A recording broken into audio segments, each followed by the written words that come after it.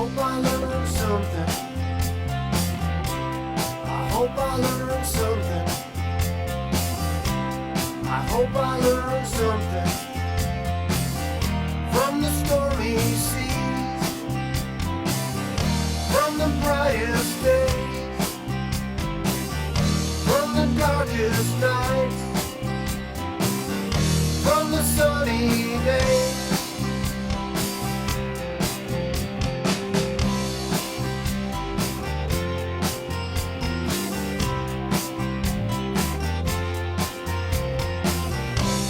I hope you learned something. I hope you learned something. I hope you learned something from the stormy seas, from the brightest days, from the darkest nights, from the sunny days.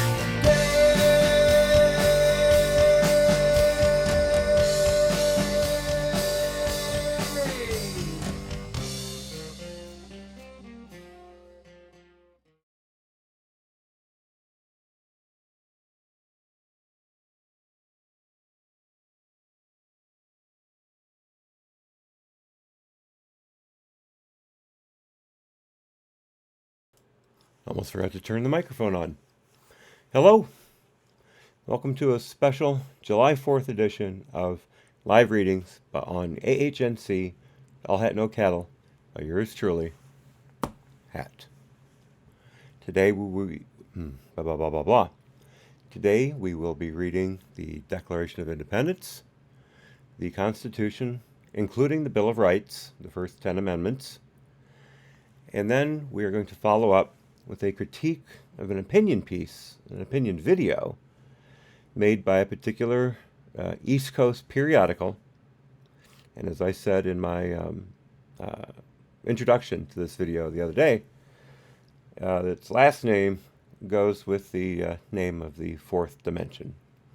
If I say anything more than that, it's going to get picked up by the automatic transcript by One YouTube, and they'll probably strike the video. Excuse me. Still got some coffee left over from this morning.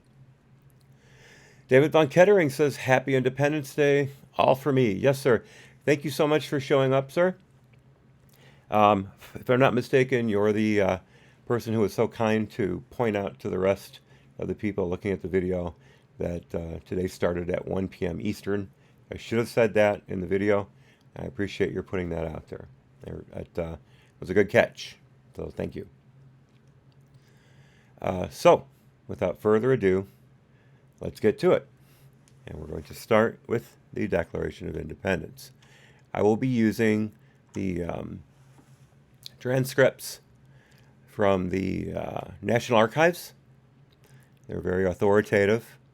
They actually even use the same punctuation in the original document, which I think is a pretty good job. And Picasso Knows steps in, says good afternoon. She is a little busy today, doing a household task, and she may not be able to bounce in and out real fast, but she's here for us nonetheless. And to begin. In Congress, July 4, 1776. Laura, happy 4th to you as well. Thank you for showing up. The unanimous declaration of the 13 United States of America. When, in the course of human events, it becomes necessary for one people to dissolve the political bands which have connected them with another, and to assume among the powers of the earth the separate and equal station to which the laws of nature and of nature's God entitle them, a decent respect to the opinions of mankind requires that they should declare the causes which impel them to the separation.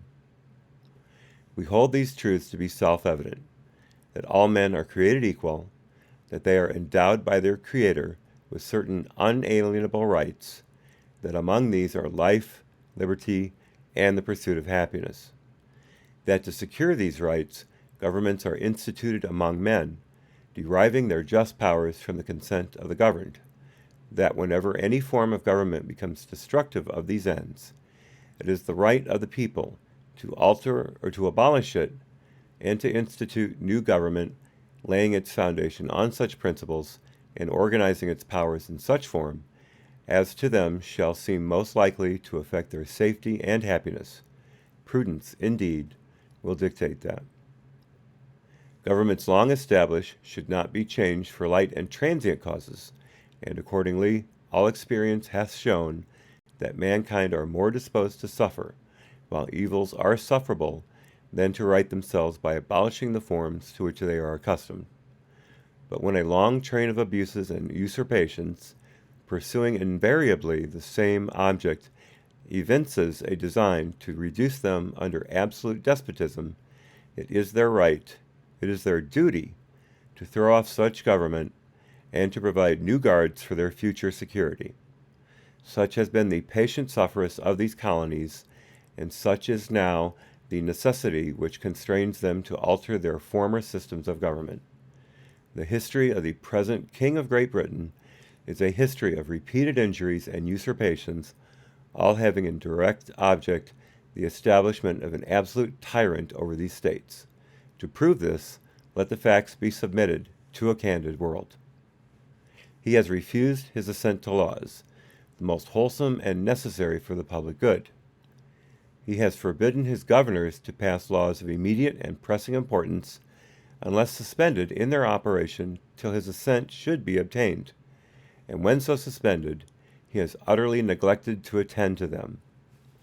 He has refused to pass other laws for the accommodations of large districts of people, unless those people would relinquish the right of representation in the legislature, a right inestimable to them and formidable to tyrants only.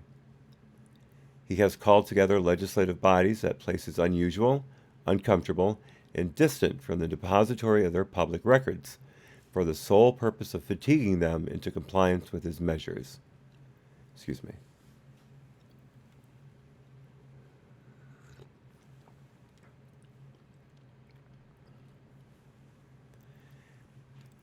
He has dissolved representative houses repeatedly for opposing with manly firmness his invasions on the rights of the people.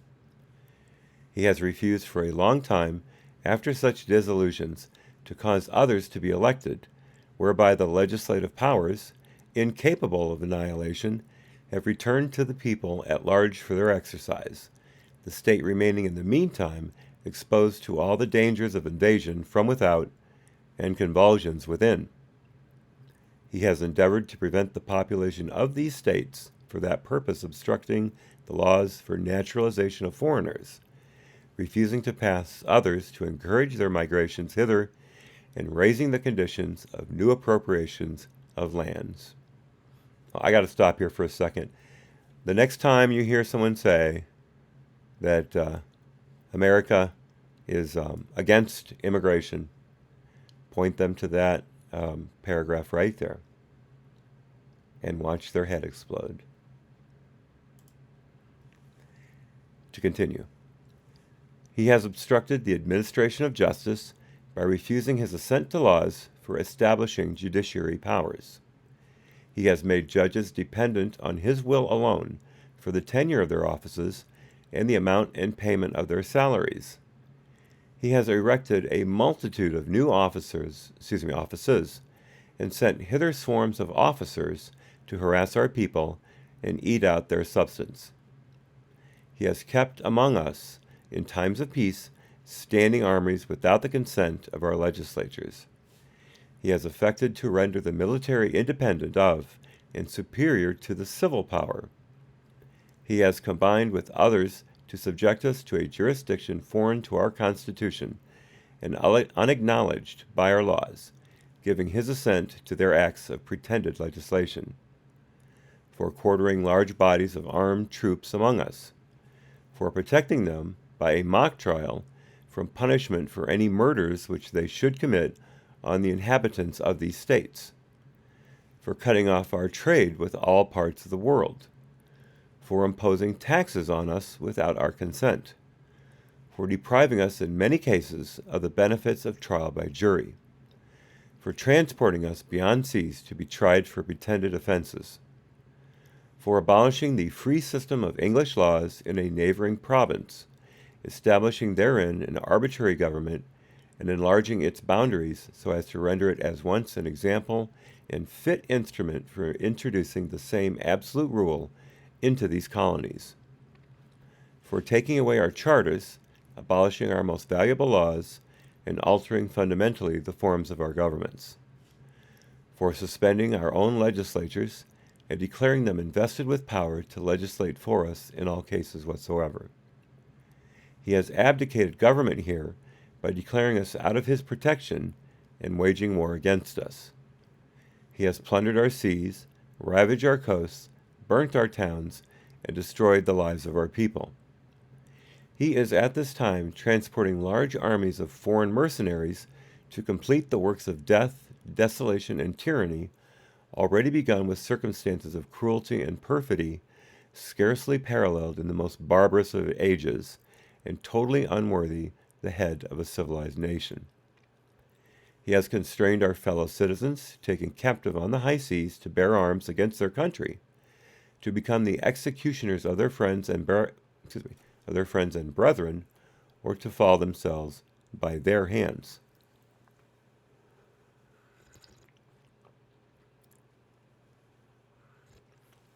Let me just interject for a second. David Von Kettering says immigration with assimilation, absolutely. Now remember, of course, back then, almost all the immigration was coming from European nations and Great Britain, and they became Americans very quickly. They had their enclaves with their own, what's the word I'm looking for? Their own customs, but they were Americans. They assimilated into the American ideal. We don't have that now with the mass immigration. Legal migration, we have that. We have assimilation. Not with mass illegal migration. That is a problem. To continue. He has excited domestic insurrections amongst us, and has endeavored to bring on the inhabitants of our frontiers, the merciless Indian savages, there's been a lot of screaming about that line, whose known rule of warfare is an undistinguished destruction of all ages, sexes, and conditions. In every stage of these oppressions we have petitioned for redress in the most humble terms. Our repeated petitions have been answered only by repeated injury. A prince whose character is thus marked by every act which may define a tyrant is unfit to be the ruler of a free people. Nor have we been wanting in attempts to our British brethren. We have warned them from time to time of attempts by their legislature to extend an unwarrantable jurisdiction over us. We have reminded them of the circumstances of our emigration and settlement here. We have appealed to their native justice and magnanimity, yes, and we have conjured them by the ties of our common kindred to disavow these usurpations, which would inevitably interrupt our connections and correspondence. They too have been deaf to the voice of justice, of consanguinity. We must therefore acquiesce in the necessity which denounces our separation and holds them, as we hold the rest of mankind, enemies in war, peace in friends.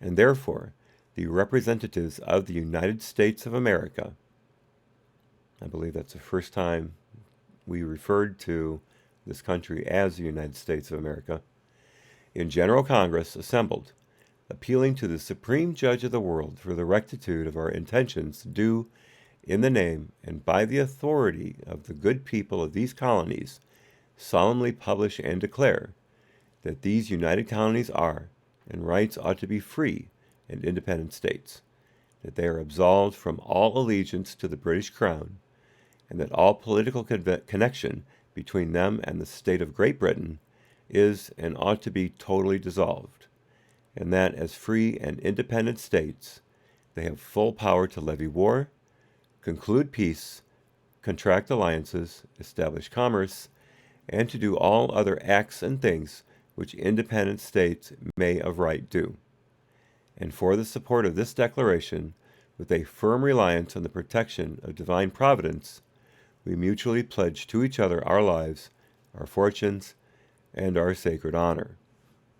And that last line is basically saying, we know that we could lose everything by signing this document, by breaking from Great Britain. Our fortunes, our honor, and especially their lives. And that did happen. 333 KAW, happy 4th to you too, sir. Very happy to have you. I hope things are up to your liking. Now, signers of the Declaration of Independence. We've got to go through this. Georgia, Button Gwinnett. Lyman Hall, George Walton. North Carolina, William Hooper, Joseph Hughes, John Penn. South Carolina, Edward Rutledge, Thomas Hayward Jr., Thomas Lynch Jr., Arthur Middleton. Massachusetts, John Hancock. Maryland, Samuel Chase, William Paca, Thomas Stone, Charles Carroll of Carrollton. Wonder how it got its name. Virginia, George Wythe, Richard Henry Lee, Thomas Jefferson, Benjamin Harrison, Thomas Nelson Jr., Francis Lightfoot Lee, and Carter Braxton. Pennsylvania, Robert Morris, Benjamin Rush, Benjamin Franklin, John Morton, George Clymer, James Smith, George Taylor, James Wilson, George Ross. Delaware, Caesar Rodney, George Reed, Thomas McKean. New York, William Floyd, Philip Livingston, Francis Lewis, and Lewis Morris. New Jersey, Richard Stockton, John Witherspoon, Francis Hopkinson, John Hart, Abraham Clark. New Hampshire, Josiah Bartlett, William Whipple. Massachusetts, Samuel Adams, John Adams, I don't believe there was any relation there, Robert Treat Payne, Elbridge Gerry. Rhode Island, Stephen Hopkins, William Ellery.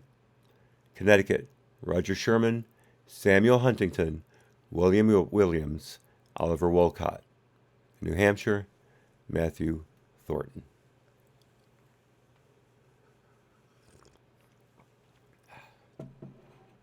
Okay, that, my friends, was the Declaration of Independence. Notice how detailed their grievances against the king were. This was not just a simple, we don't like you, we're splitting, see you bye.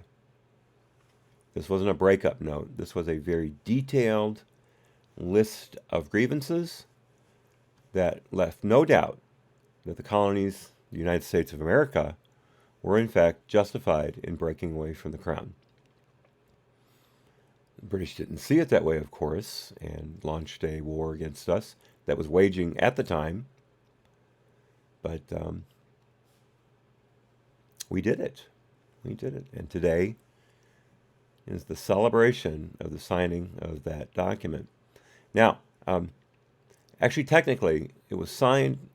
I'm going to get this mixed up. I believe it was signed on the 3rd and ratified on the 4th.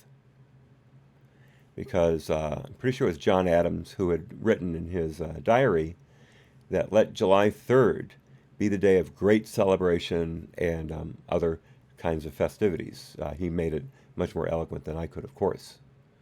But as it turned out, it was July 4th, which became the day of celebration. Okay, let's move on. Was there anything in the chat that I needed to address? Let me look real quickly here.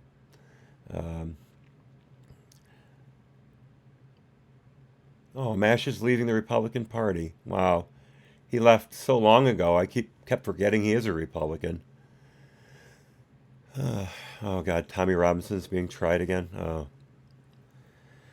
Everybody, do whatever you can to support Tommy Robinson, whether or not it's just sign a petition, maybe if there's a GoFundMe, if you can contribute to his legal fund, whatever. This man is a martyr for freedom of speech in the UK, and we have to do everything we can to protect him. Let's see. People come here. Laura Weekly, people who come here illegally actually want to be here, so they assimilate as they appreciate our freedoms. Absolutely. Absolutely. That's very well put. Let's see. Yes, where is Ray? Yes, where is Ray? Okay. On to the Constitution, which I have right here. And again, if you need to get my attention, make sure you put in at AHNC, all hat, no cattle, as it's listed on the channel. That way I will see your post and be able to react to it. If you just need to keep it within the chat, don't bother putting my name in there. Article 1. Oops, I'm sorry, I jumped ahead. We, the people of the United States, in order to form a more perfect union, establish justice, ensure domestic tranquility, provide for the common defense, provide the general welfare, and secure the blessings of liberty to ourselves and our posterity, do ordain and establish this Constitution for the United States of America. And if you've ever watched Schoolhouse Rock, you know that part really well. Section 1. All legislative powers herein granted shall be vested in a Congress of the United States, which shall consist of a Senate and a House of Representatives. Section 2. The House of Representatives shall be composed of members chosen every second year by the people of the several states, and the electors in each state shall have the qualifications requisite for electors of the most numerous branch of the state legislature.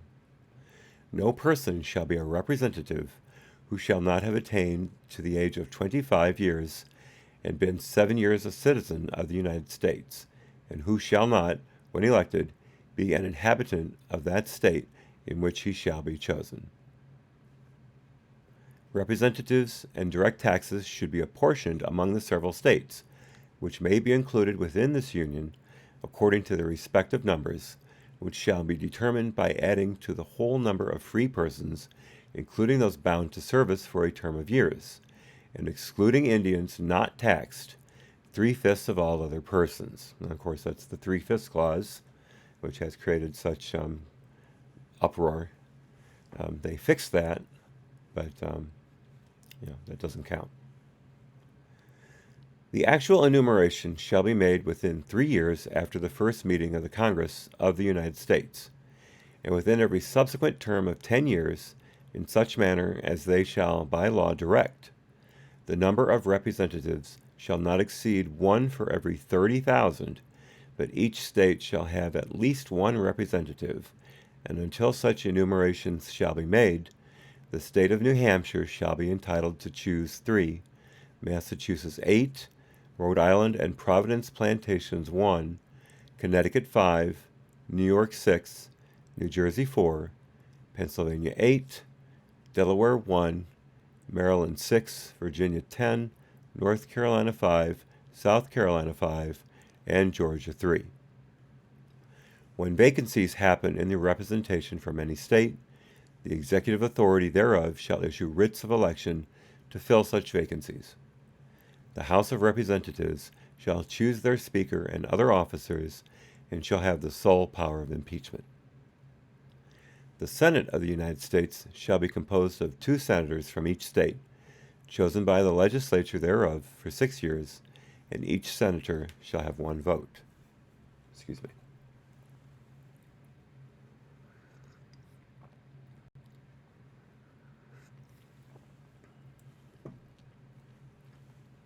Immediately after, to continue. Immediately after, they shall be assembled in consequence of the first election. They shall be divided as equally as may be into 3 classes. The seats of the senators of the first class shall be vacated at the expiration of the 2nd year, of the 2nd class at the expiration of the 4th year, and of the 3rd class at the expiration of the 6th year, so that 1/3 may be chosen every 2nd year. And if vacancies happen by resignation or otherwise, during the recess of the legislature of any state, the executive thereof may make temporary appointments until the next meeting of the legislature, which shall then fill such vacancies. Now, of course, this is reminding us of the past when senators were elected by state representatives. They were not elected by popular vote. Some people argue that it should still be that way. Some people say not. Not is the law, so I'm going with it. I really haven't thought about it long enough to give any pertinent thought to it or debate to it. No person shall be, to continue, no person shall be a senator who shall not have attained to the age of 30 years and been 9 years a citizen of the United States, and who shall not, when elected, be an inhabitant of that state for which he shall be chosen. The Vice President of the United States shall be President of the Senate, but shall have no vote unless they be equally divided. The Senate shall choose their other officers and also a President pro tempore, in the absence of the Vice President, or when he shall exercise the offices of the Vice President of the United States. The Senate shall have the sole power to try all impeachments. When sitting for that purpose, they shall be on oath or affirmation.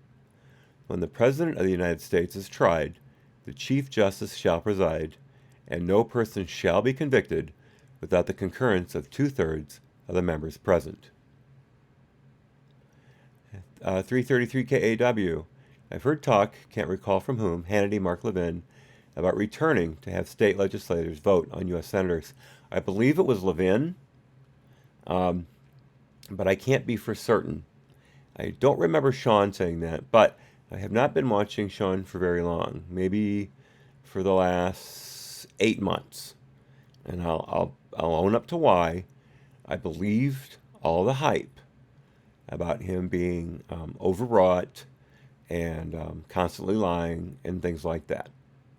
I finally looked for myself and realized that while Sean may be repetitive at times, and he does have a horrible habit of interrupting his guests, I like his show. I just don't catch it often enough. It comes at a bad time of day for me. But I believe it was Levin. Thank you.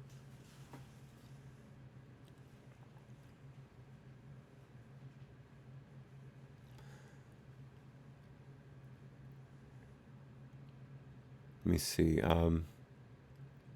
Okay. To continue. Judgment in cases of impeachment shall not extend further than to removal from office and disqualification to hold and enjoy any office of honor, trust, or profit under the United States, but the party convicted shall nevertheless be liable and subject to indictment, trial, judgment, and punishment according to law. Section 4.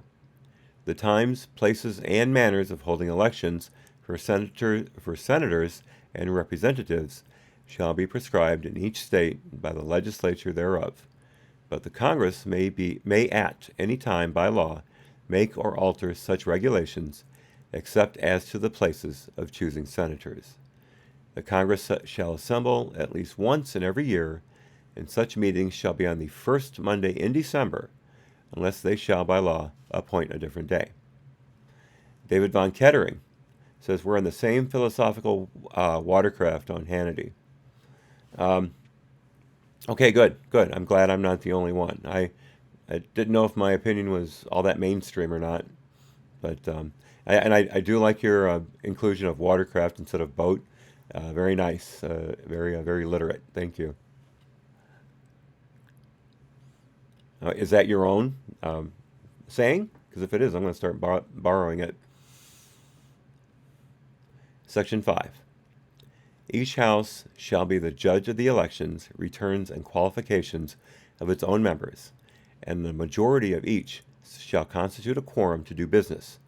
But a smaller number may adjourn from day to day, and may be authorized to compel the attendance of absent members in such manner and under such penalties as each house may provide. Excuse me.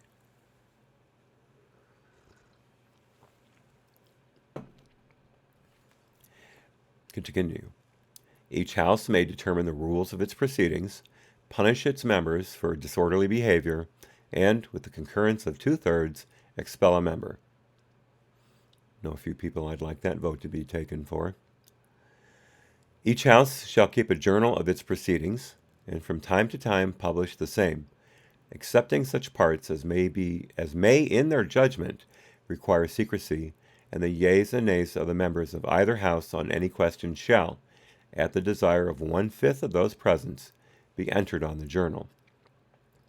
Neither House, during the session of Congress, shall, without the consent of the other, adjourn for more than 3 days, nor to any other place than that in which the 2 houses shall be sitting. Section 6. The senators and representatives shall receive a compensation for their services to be ascertained by law and paid out of the Treasury of the United States. They shall in all cases, except treason, felony, and breach of the peace, be privileged from arrest during their attendance at the session of their respective houses, and in going to and returning from the same. And for any speech or debate in either house, they shall not be questioned in any other place. And people complain about the president not being able to be indicted while he's sitting. Section 6, says right there that senators and representatives, except in extreme cases, are also protected. And as you may know, you can lie on the House of the Senate or the House, on the floor of the Senate or the House, while talking. You can lie, like Harry Reid did about Mitt Romney, and not be prosecutable, not be liable for a breach of any law. So let's not just talk about the president being protected. To continue. No senator or representative shall, during the time for which he was elected, be appointed to any civil office under the authority of the United States, which shall have been created, or the emoluments whereof shall have been increased during such time, and no person holding any office under the United States shall be a member of either House during his continuance in office. Section 7. All bills for raising revenue shall originate in the House of Representatives, but the Senate may propose or concur with amendments as on other bills. Every bill which shall have passed the House of Representatives and the Senate shall, before it become a law, be presented to the President of the United States.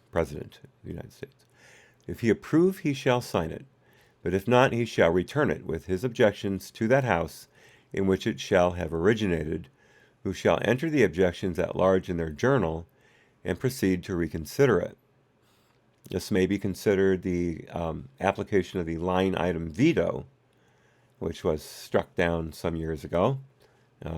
Some people are very, very interested in having that come back. And I'll be honest, I'm one of them.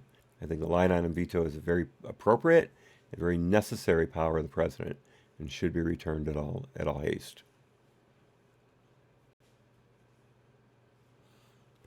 If, to continue, after such reconsideration 2/3 of that House shall agree to pass the bill, it shall be sent, together with the objections, to the other House, by which it shall likewise be reconsidered, and if approved by 2/3 of that House, it shall become a law.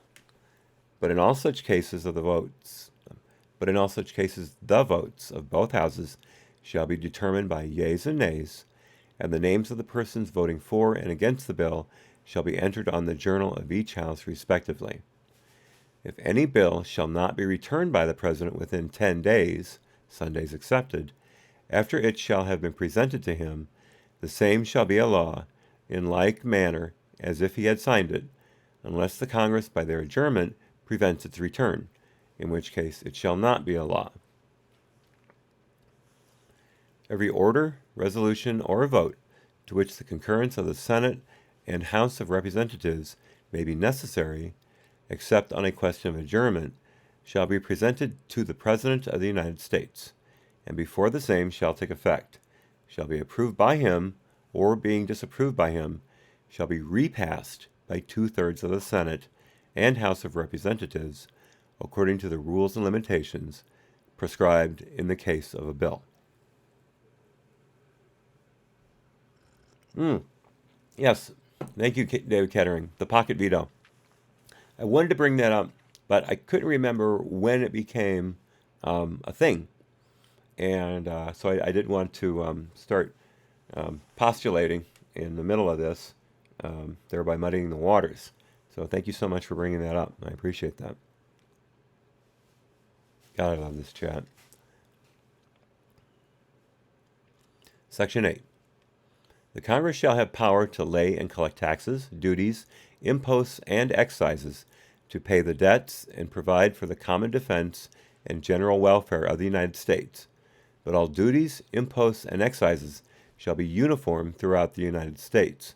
Before I continue with that a lot of that power has been since transferred to the executive branch, and there's a pretty huge debate over whether or not that should be allowed. I'm not sure. I really have to think about it more.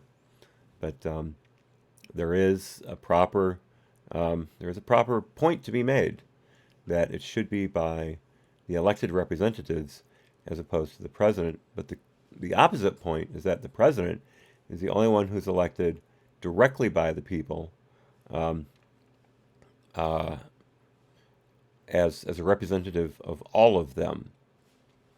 But I think, at least in case of war, it should be up to Congress. To say that last phrase, but all duties, imposts, and excises shall be uniform throughout the United States, to borrow money on the credit of the United States, to regulate commerce with foreign nations and among the several states and with the Indian tribes, to establish a uniform rule of naturalization and uniform laws on the subject of bankruptcies throughout the United States, to coin money, regulate the value thereof and of foreign coin, and fix the standard of weights and measures, to provide for the punishment of counterfeiting the securities and current coin of the United States, to establish post offices and post roads, to promote the progress of science and useful arts by securing for limited times to authors and inventors the exclusive right to their respective writings and discoveries, to constitute tribunals inferior to the Superior Court, to define and punish piracies and felonies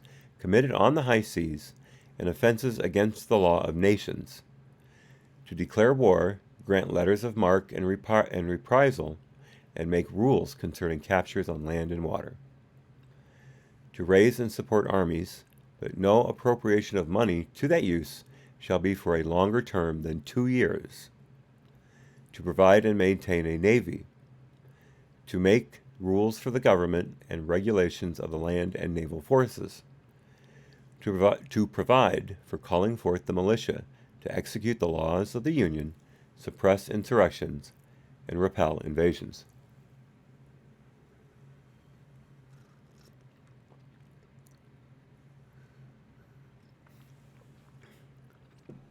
There's some fascinating reading about militias in the 17 and early 1800s that needs to be looked at. Quite fascinating. A quick internet search on militia, early U.S. militia, something like that, will pretty well open it up. And by the way, the links to all of these documents, plus documents we'll be going over later, are in the description for this video. So you can look at that, find them all if you need to, or if you care to, I should say. I believe I might be missing one, but I couldn't remember what it was while I was putting all this together. So I'll think hard and long about it and hopefully get it in before the video's been up for too long. Hopefully. That's all I get for not writing things down. To continue. To provide for organizing, arming, and disciplining the militia, and for governing such part of them as may be employed in the service of the United States, reserving to the states respectively the appointment of the officers and the authority of training the militia according to the discipline prescribed by Congress.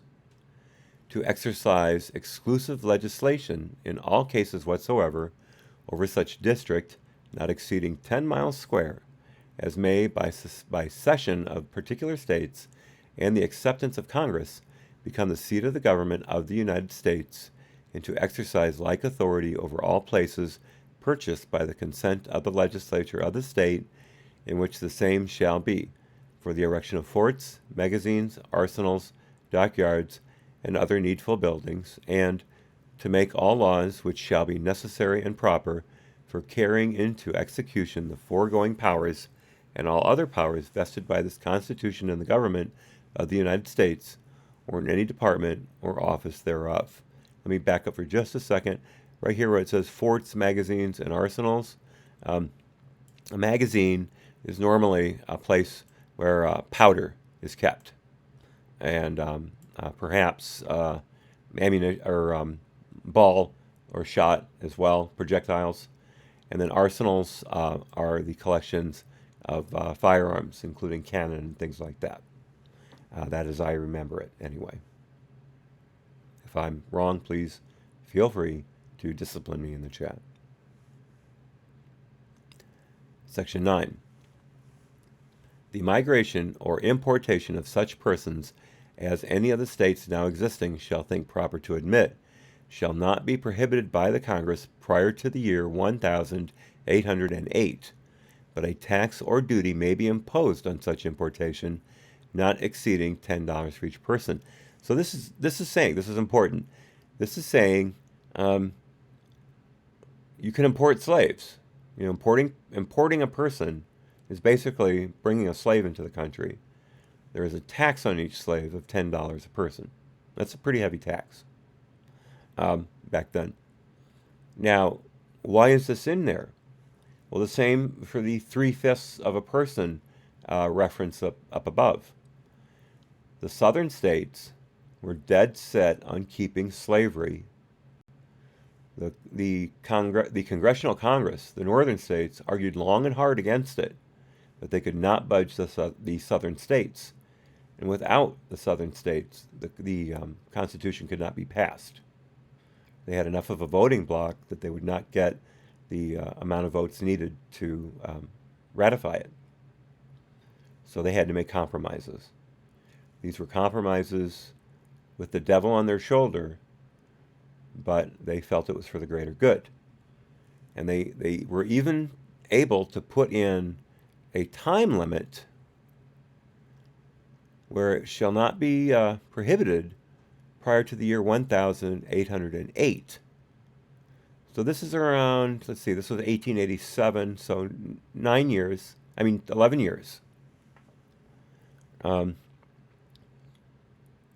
But it didn't work out that way, much to the chagrin of this country.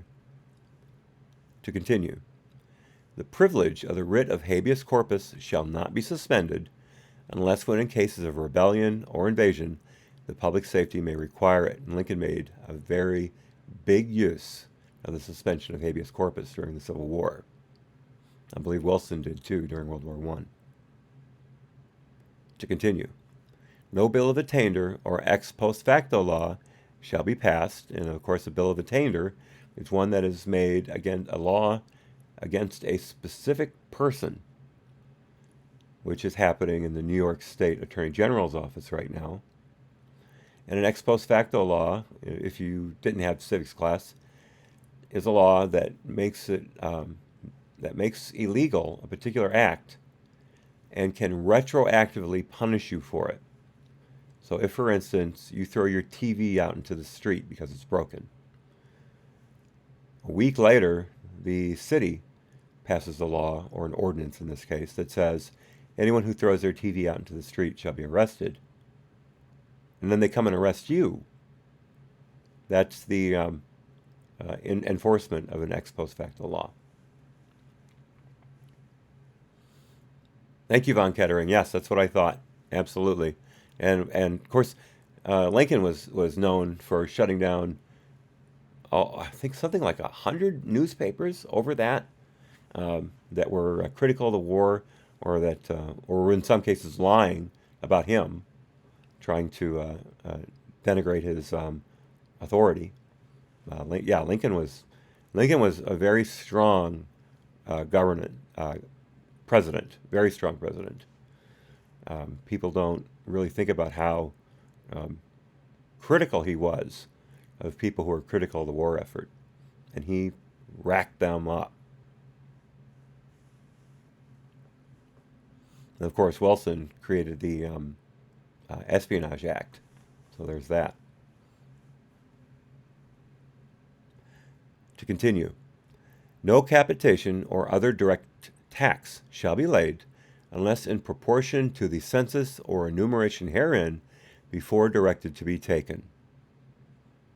No tax or duty shall be laid on articles exported from any state.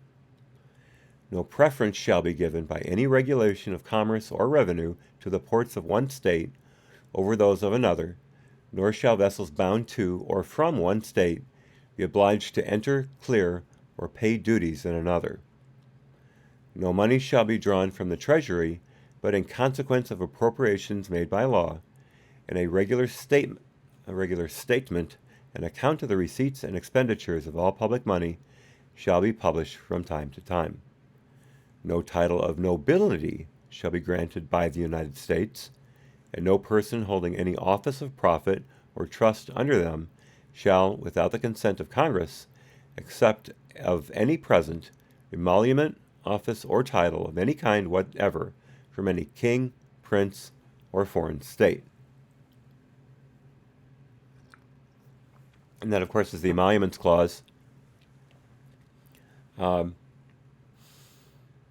title of nobility is interesting that it's included because there were people, a fair number of people, after the Revolutionary War was over, who wanted to make George Washington king. There was still that reverence for the monarchy in some segments of the population. Washington, of course, very properly turned it down. But he could have been president for term after term after term, but he decided to step down after 2 terms, setting a precedent that wasn't broken until Franklin Delano Roosevelt came into office. After his death, I can't remember what the number is, but the amendment limiting a president to 2 terms was passed. Of course, AOC said that amendment was passed in order to limit FDR's terms, which of course is completely ahistorical and typical of AOC. Section 10. No state shall enter into any treaty, alliance, or confederation, grant letters of marque and reprisal, I hope I'm saying that right, coin money, emit bills of credit, make anything but gold and silver coin a tender in payment of debts, pass any bill of attainder, ex post facto law, or law impairing the obligation of contracts, or grant any title of nobility. And of course, remember, we were on the gold standard for our treasury until, I believe, it's either 69 or 71, somewhere in that time frame. Nixon took us off the gold standard. At that time, when gold first became available for public purchase, because you could not buy gold at that time, but when it was made available for public purchase, it was $35 an ounce. Gold right now, I believe, is about $1,350 an ounce, right in there. I begged my dad to buy gold when it was first available. There was one problem. We were poor. We didn't have the money to make investments. If only. I called it. I'll tell you that, I called it. Although in the 80s, gold prices plummeted, and it was a real rough time for investors.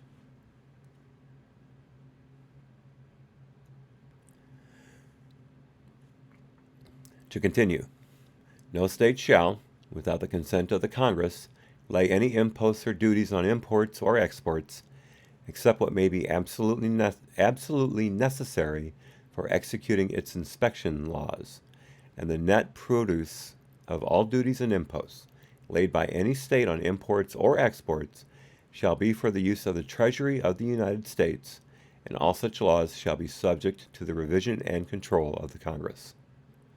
No state shall, without the consent of Congress, lay any duty of tonnage, keep troops or ships of war in time of peace, enter into any agreement or compact with another state, or with a foreign power, or engage in war, unless actually invaded, or in such imminent danger as will not admit of delay.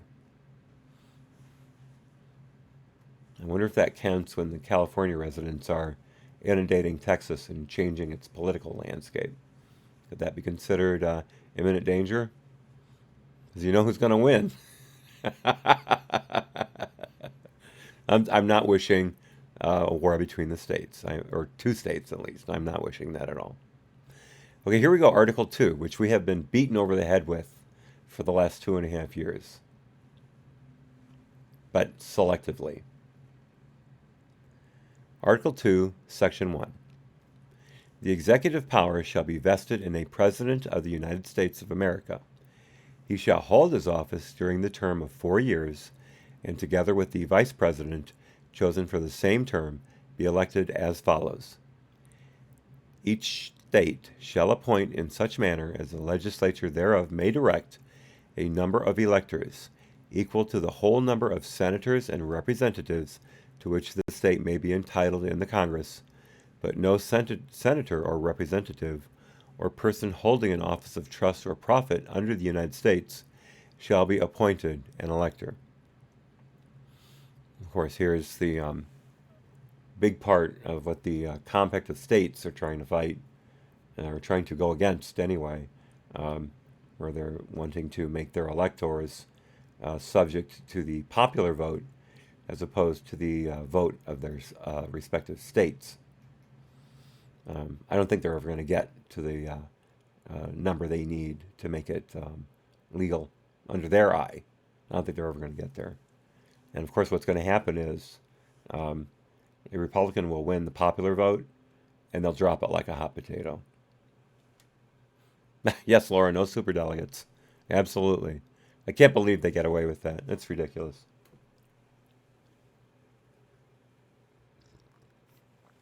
That's Democrats for you. Okay, to continue.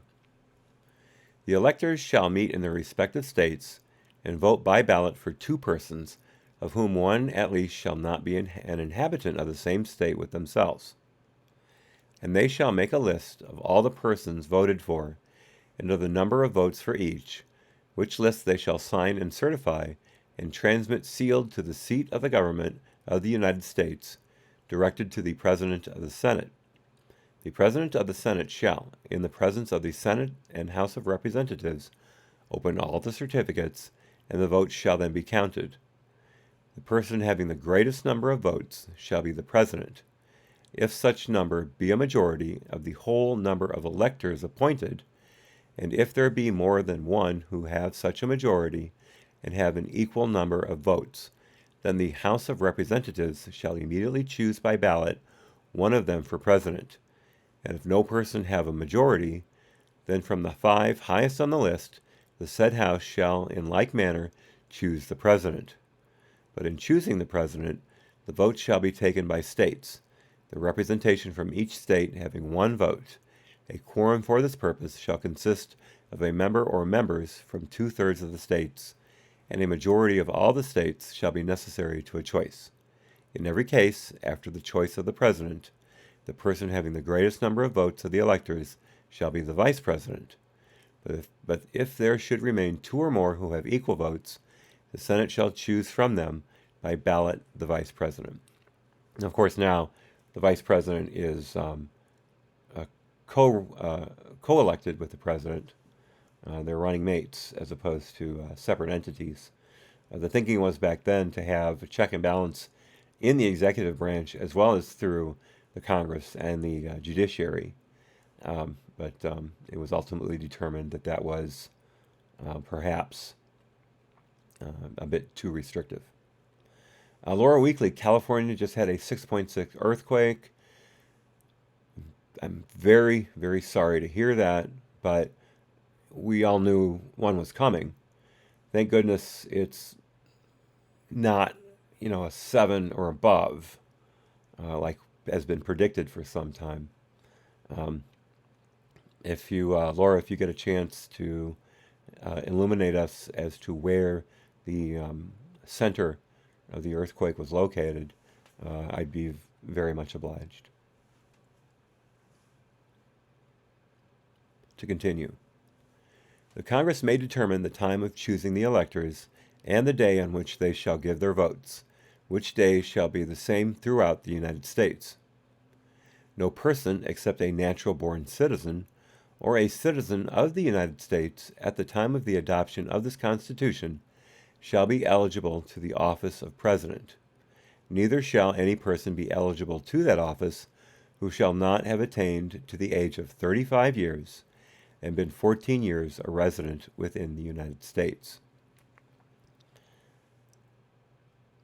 Of course, back then, 35 was a ripe old age. Now, you're not even middle-aged at 35. So some people have argued for that age limit to be raised. And of course, others, we know who they are, have argued for the age limit to be lowered. These are the same people who want 16-year-olds to vote. So take that with a huge grain of salt. And a 6.2 just hit Canada. Oh my gosh. Now that is not common. I can't remember ever hearing of a co-earthquake on both the in both North Americas. That is fascinating. In the same within just an hour or whatever of each other is even more amazing. That must have been a hell of a shift in the plate.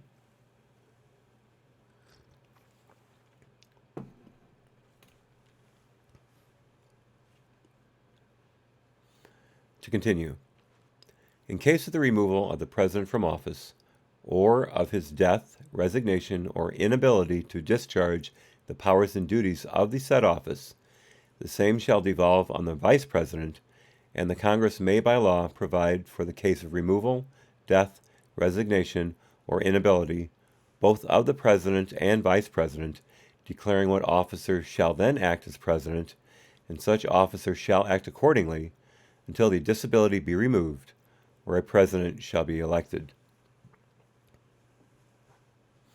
I see here the line of succession is only drawn to the Vice President.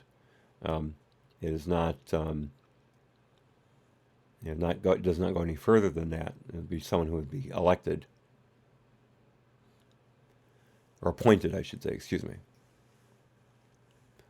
The President shall at stated times receive for his services a compensation, which shall neither be increased nor diminished during the period for which he shall have been elected, and he shall not receive within that period any other emolument from the United States or any of them. Before he enter on the execution of his office, he shall take the following oath or affirmation.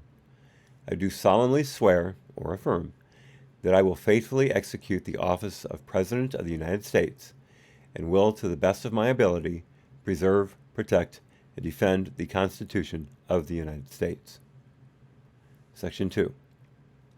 The President shall be Commander-in-Chief of the Army and Navy of the United States, and of the militia of the several states.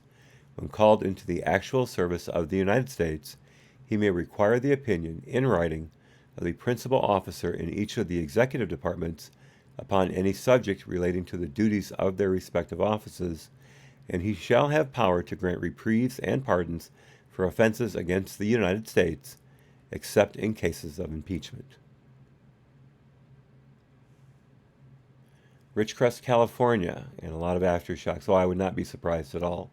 That's the nature of the game.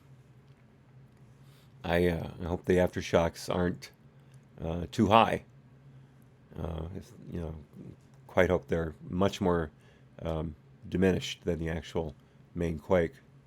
Otherwise, the damage just gets worse and worse.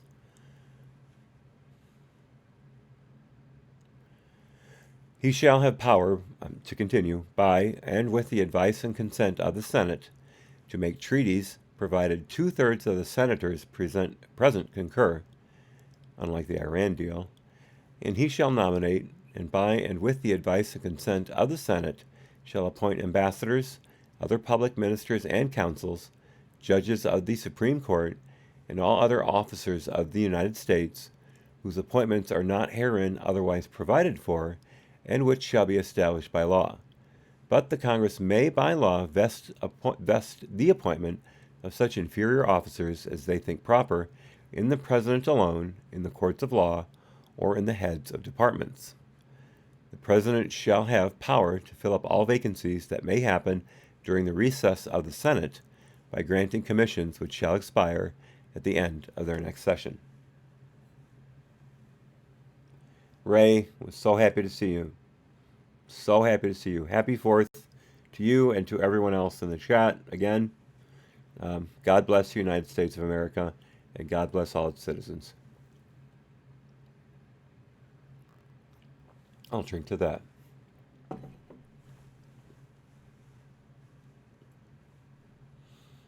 Got a little weepy there. Excuse me.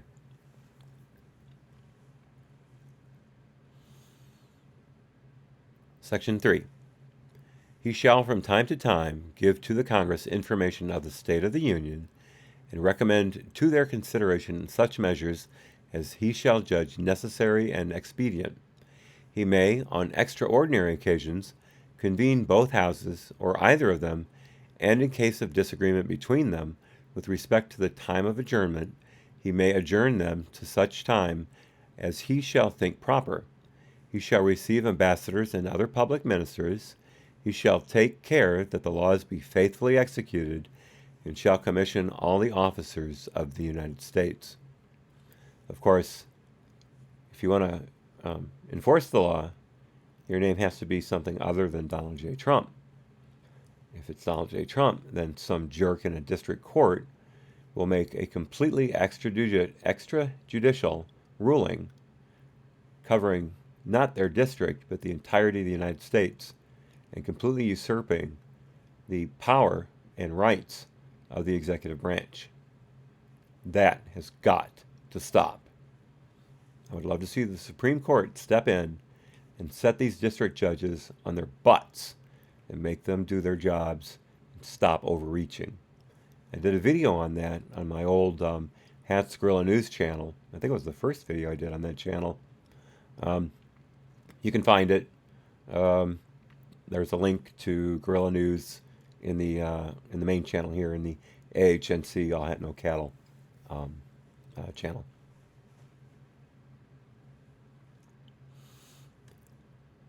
Section 4. The President, Vice President, and all civil officers of the United States shall be removed from office on impeachment for and conviction of treason, bribery, or other high crimes and misdemeanors. Let's look at that one more time. Treason, bribery, other high crimes, and misdemeanors. It does not say or misdemeanors. You cannot impeach if the president has committed a misdemeanor. It's right there in Article 2, Section 4. I'm tired of hearing this misquoted by people who want Trump impeached and have no proof of any crimes he has committed, and are seeking to remove him on such things as campaign finance violations, which are fines. The only person I can think of in recent memory who has been jailed on a campaign finance violation was Dinesh D'Souza for making more than the legal amount of payments to a senatorial candidate who he was friends with. Pretty sure was a Senate candidate. And the Obama justice system jailed him. Trump pardoned him. It was complete and utter overreach of power, of judicial power, to jail him. And why did they jail him? Because he made a movie critical of Obama and of Hillary as well. Complete. He was a political prisoner. No bones about it. He was a political prisoner. Okay, Article 3, Section 1. The judicial power of the United States shall be vested in one Supreme Court, and in such inferior courts as the Congress may from time to time ordain and establish. The judges, both of the Supreme and inferior courts, shall hold their offices during good behavior, and shall at stated times receive for their services a compensation which shall not be diminished during their continuance in office. So you did not have life appointments irrespective of actions. Good behavior. So, and that could have been at one time as minor as cursing in front of the jury and the bench.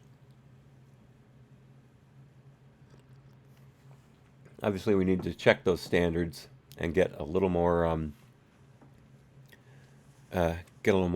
proper in enforcing them. I have to read this from David Von Kettering. California is so offended by the parade in D.C.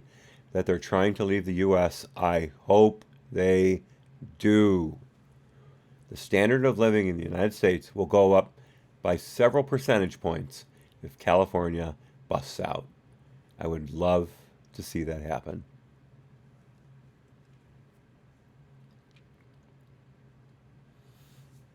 Without California, Hillary would not have won the popular vote in 2016. It's a fact. So with get California out of the way, and the ability of a Republican to win the not only Electoral College but the popular vote goes up by quite a large number. Section 2.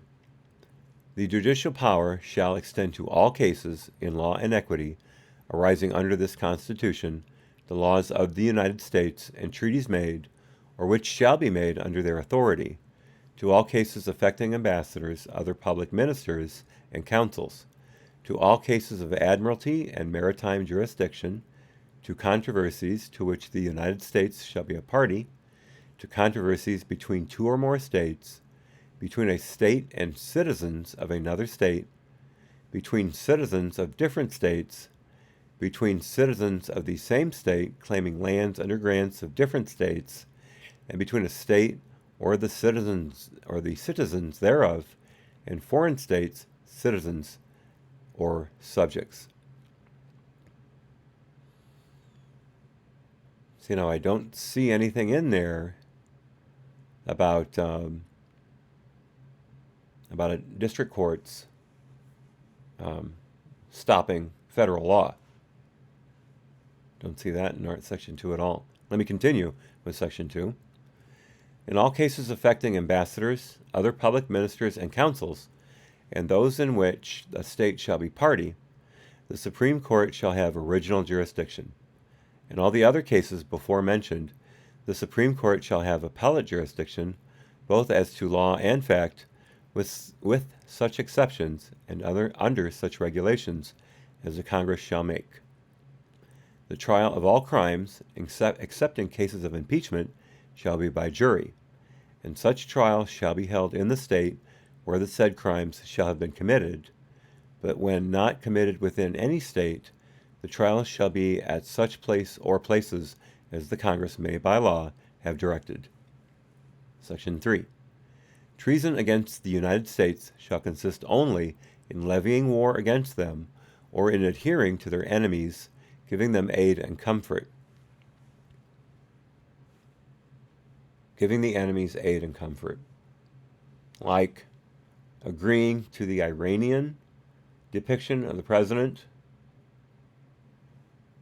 like supporting terrorist regimes. Does any of that sound familiar?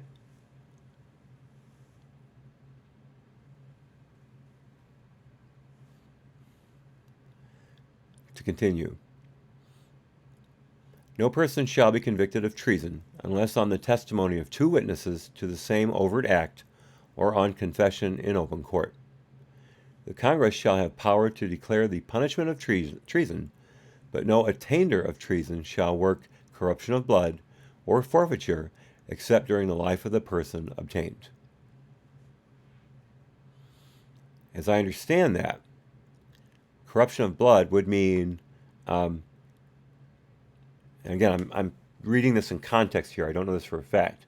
But what I believe is corruption of blood would mean that you are going after the progeny of the person charged with treason. That if they're not available for trial, either by death or removal or whatever, that at least by death, that you can't try their kindred. And of course, forfeiture would be the same thing. You can't take property away from those kindred after the death of the person, even if they're convicted post-mortem. I don't even know how you could do that. I suppose it's possible. I mean, I've never read anywhere that you have to be alive to be put on trial. But it makes sense that that would be very difficult, if not illegal, to do, because a dead person would not have the ability to defend themselves. It would be up to the progeny of that person. And again, you cannot work corruption of blood in these proceedings, so they are protected. I think I just answered my own question. Uncle Bobbity, welcome, sir. Our Hillary expert. Article 4, Section 3, Hillary Clinton will be allowed to cheat, and any witnesses to her crimes shall commit suicide by proxy or weight room accidents. Don't forget weight room accidents.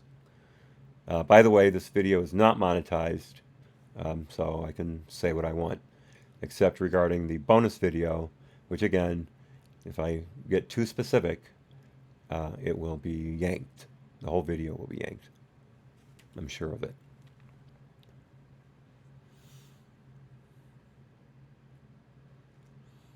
Article 4, Section 1. Full faith and credit shall be given in each state to the public acts, records, and judicial proceedings of every other state, and the Congress may by general laws prescribe the manner in which such acts, records, and proceedings shall be proved, and the effect thereof. So that, of course, that means something like a marriage or even a driver's license issued in one state is valid in all the other states, although, of course, it doesn't, for some reason, cover firearms. There are a huge patchwork of laws covering carrying of and even just transportation of firearms. It is ridiculous, and I'm hoping that the Supreme Court will someday strike down all of these states' restrictions on the Second Amendment, because as we'll see in the Bill of Rights, there's nothing that says the states can constrict your ability to exercise your Second Amendment rights. Section 2. The citizens of each state shall be entitled to all privileges and immunities of citizens in the several states.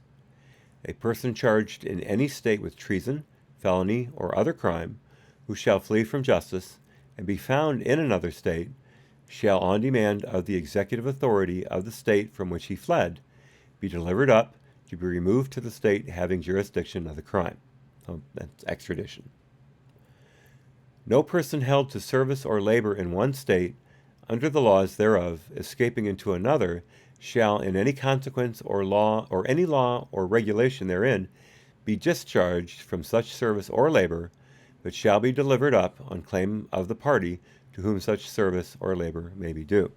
And that, of course, is the clause in Section 2 in regards to returning escaped slaves.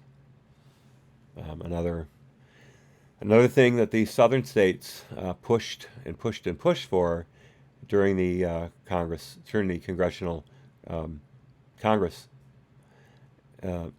Congress, in order to get their way. And remember, they held the votes. Without the southern states, we would not have this Constitution. So compromises had to be made. Very painful compromises. Because remember, the northern states were very much abolitionist. Were very much against slavery. And if I may take an aside here, the whole Betsy Ross flag thing with Colin Kaepernick and Nike, I'm tired of people saying those 13 stars represent slavery, because not all of those 13 colonies permitted slavery. The majority did not, if I'm not mistaken. At least a plurality.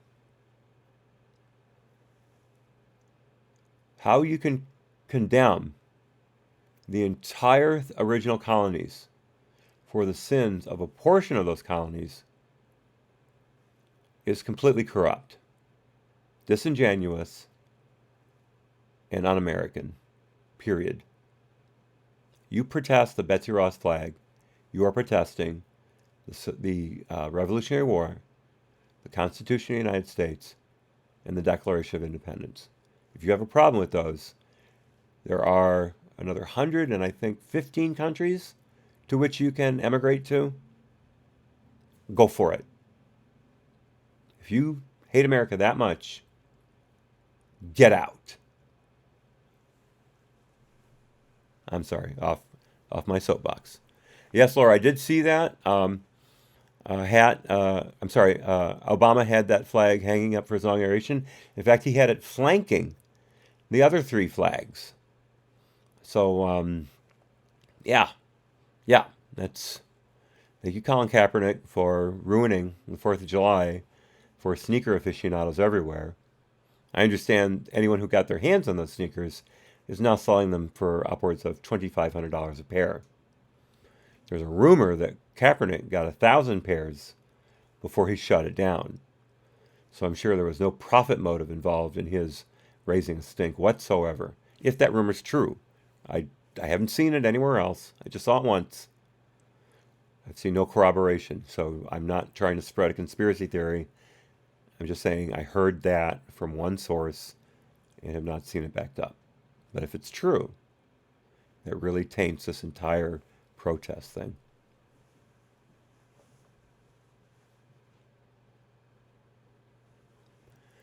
To continue. No person held to service or labor in one state under the laws thereof, escaping into another, shall, in consequence or of any law or regulation therein, be discharged. I'm sorry, I already read that. Again, that's the return slave clause. Section 3. New states may be admitted by the Congress into this union, but no new state shall be formed or erected within the jurisdiction of any other state, nor any state be formed by the junction of two or more states or parts of states without the consent of the legislatures of the states concerned as well as of the Congress.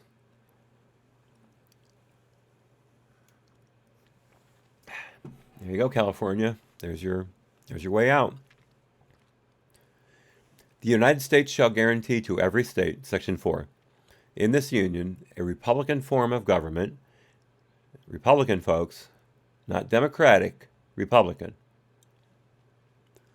And shall protect each of them against invasion and on application of the legislature or of the executive when the legislature cannot be convened against domestic violence.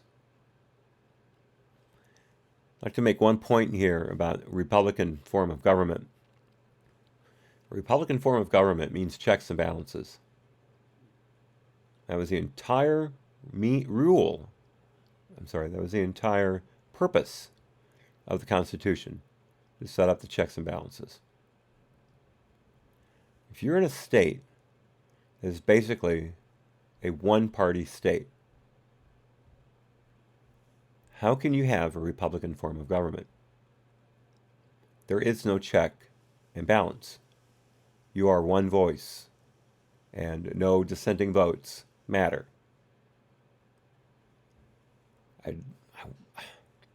I may be going too far out on a limb here, but I would like to see a ruling on that. Now, these are democratically elected representatives, state representatives, senators, state senators, state governors. So it's not like, it's necessarily rigged. But in California, it is rigged. All the laws in California are specifically designed to keep the Democrats in office. All of the electoral laws are for that purpose. I wonder if that would ever be ruled against in any way by a higher court. I'd love to see it. I think monochromatic states, as far as party affiliation goes, are against the Constitution and should be treated as such. But again, my feelings. My feelings. Article 5.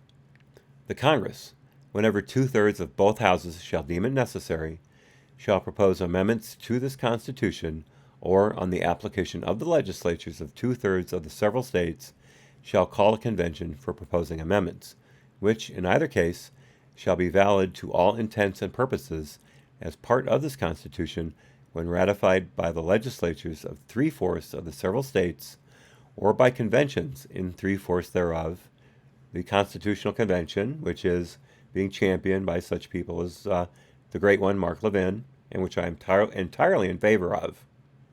I would love to see it go. I can't remember if Wisconsin has signed on or not. I believe it has, or it's about to.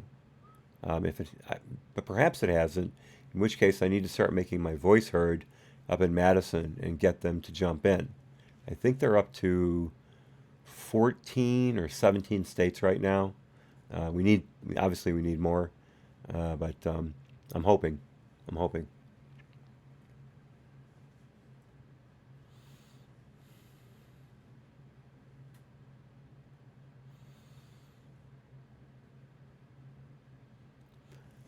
Okay, I stopped mid-sentence there, kind of threw myself off. Let me back up a little bit.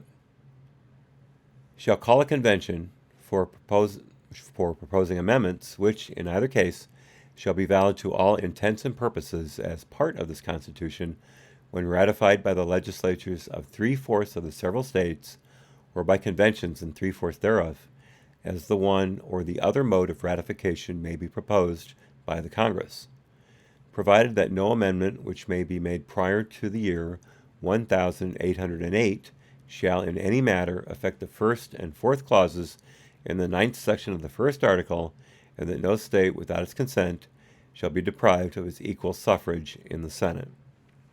And again, 1808.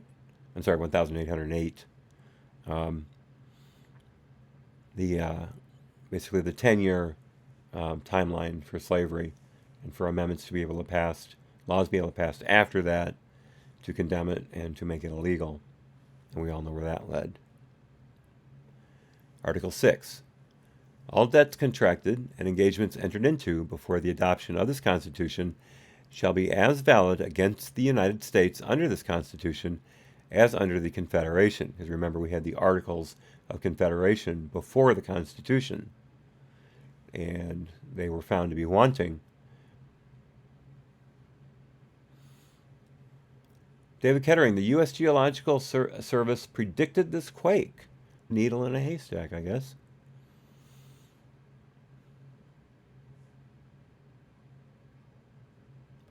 To continue, this Constitution and the laws of the United States, which shall be made in pursuance thereof, and all treaties made, or which shall be made under the authority of the United States, shall be the supreme law of the land, and the judges in every state shall be bound thereby, anything in the Constitution or laws of any state to the contrary notwithstanding.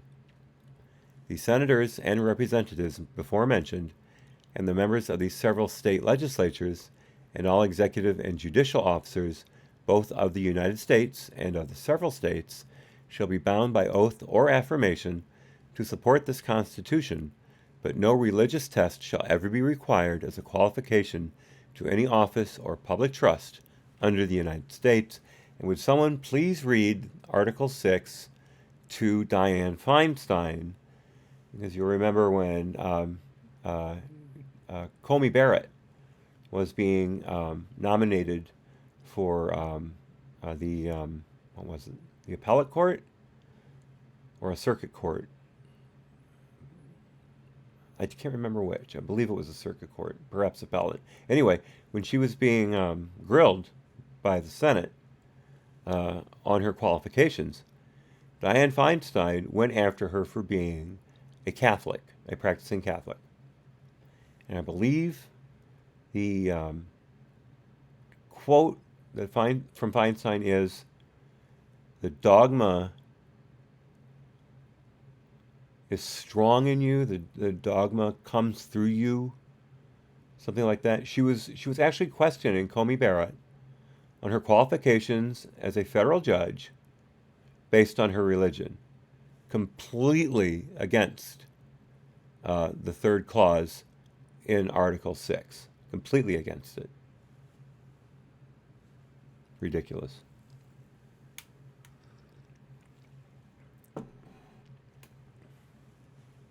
I've been the dogma comes through you. I've been that. Okay. Article 7. The ratification of the conventions of 9 states shall be sufficient for the establishment of this Constitution between the states so ratifying the same. The word "the" being interlined between the 7th and 8th lines of the first page, the word 30 being partly written on an erasure in the 15th line of the first page, the words "is tried" it being interlined between the 32nd and 33rd lines of the first page, and the word "the" being interlined between the 43rd and 44th lines of the second page. Yes, Harley, I hear you. Happy 4th of July, kitty cat. So these, of course, are basically the edits that were needed. These aren't just to clarify certain lines and make the syntax correct. Pretty good for this length of a document to need 1, 2, 3, 4 edits in the entire document. Try to read a newspaper right now, either online or in print, where you can read an entire article without finding mistake after mistake in either spelling or syntax or punctuation. Even on what I would consider very high-end sites like the Daily Wire, there are constant editing mistakes. If I wasn't so busy with this channel, I would contract down to the Daily Wire to edit all their articles for a nominal fee between certain hours. So let's say between 8 and 6. Every article that came across their desk goes to me, I edit it, and it goes back. I'm not a perfect editor, but I'm a pretty good one. Drives me crazy. You hit a mistake in an article, and it completely takes you out of the article. Suddenly you're staring at something that doesn't belong, and it interrupts the article for me. It's like being into a book and seeing a mistake, and it makes you stop, and you lose the entire narrative of the article. It takes me a couple sentences to get back into it. Okay, those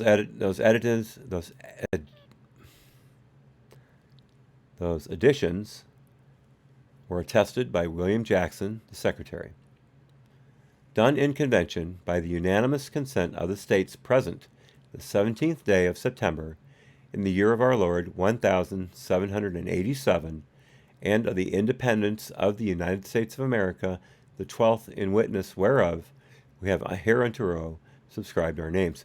And so this right here, they're actually not only counting the date in the Roman calendar, but they're going by the length of time after independence, which in this case was 12 years. You don't see that very often. I don't know when they stopped doing that. Obviously, in Lincoln's time, when he gave the Gettysburg Address, he did use that 87 years ago, 87 years ago. He did use that timing.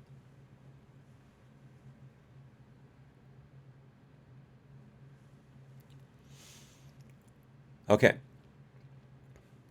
In witness thereof, we have hereunto subscribed our names. George Washington, President and Deputy from Virginia. Delaware, George Reed. Gunning, Bedford John. John Dickinson, Richard Bassett, Jacob Broom. Maryland, James McHenry, Dan of St. Thomas Jennifer, Daniel Carroll. Virginia, John Blair, James Madison Jr. North Carolina, William Blount, Richard Dobbs Speight, Hugh Williamson. South Carolina, John Rutledge, Charles Coatworth Pinckney, Charles Pinckney, Pierce Butler. Georgia, Adam Few, Abraham Baldwin. New Hampshire, John Langdon, Nicholas Gilman. Massachusetts, Nathaniel Gorham, Rufus King. Connecticut, William Samuel Johnson, Roger Sherman. New York, Alexander Hamilton. Quite the rogue. Quite the rogue. The man has a very checkered term of service during the presidency of Thomas Jefferson. He was trying to make a treaty with the English behind Jefferson's back. Naughty, naughty, naughty. New Jersey, William Livingston, David Brearley, William Patterson, Jonathan Dayton. Pennsylvania, Benjamin Franklin, Thomas Mifflin, Robert Morris, George Clymer, Thomas Fitzsimmons, Jared Ingersoll, James Wilson, Governor Morris.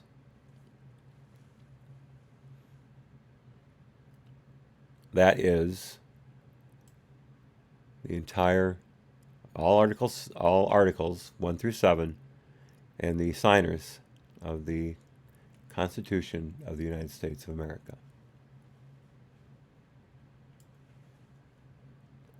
I apologize if I made too many asides during that. I think some of them were necessary, and I think some of them I maybe went a little too far, but I appreciate everyone staying with me on that. I try not to be too erratic.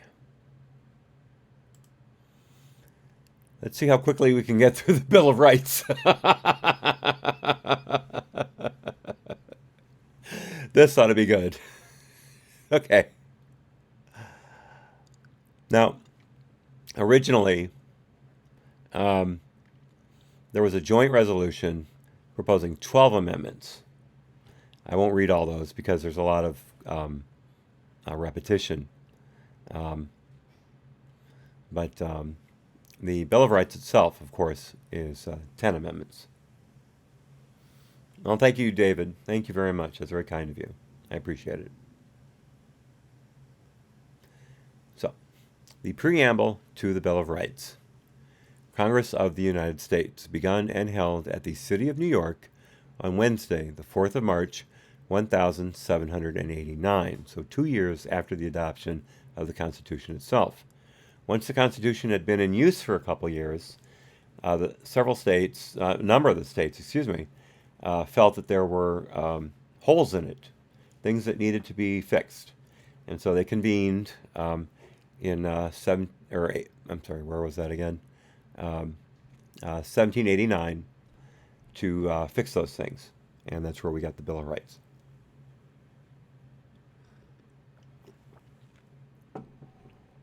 It's amazing how well the Constitution was initially assembled, that this is all they decided to add to it after 2 years. When you look at the Articles of Confederation, that had to be entirely scrapped in order to create the Constitution.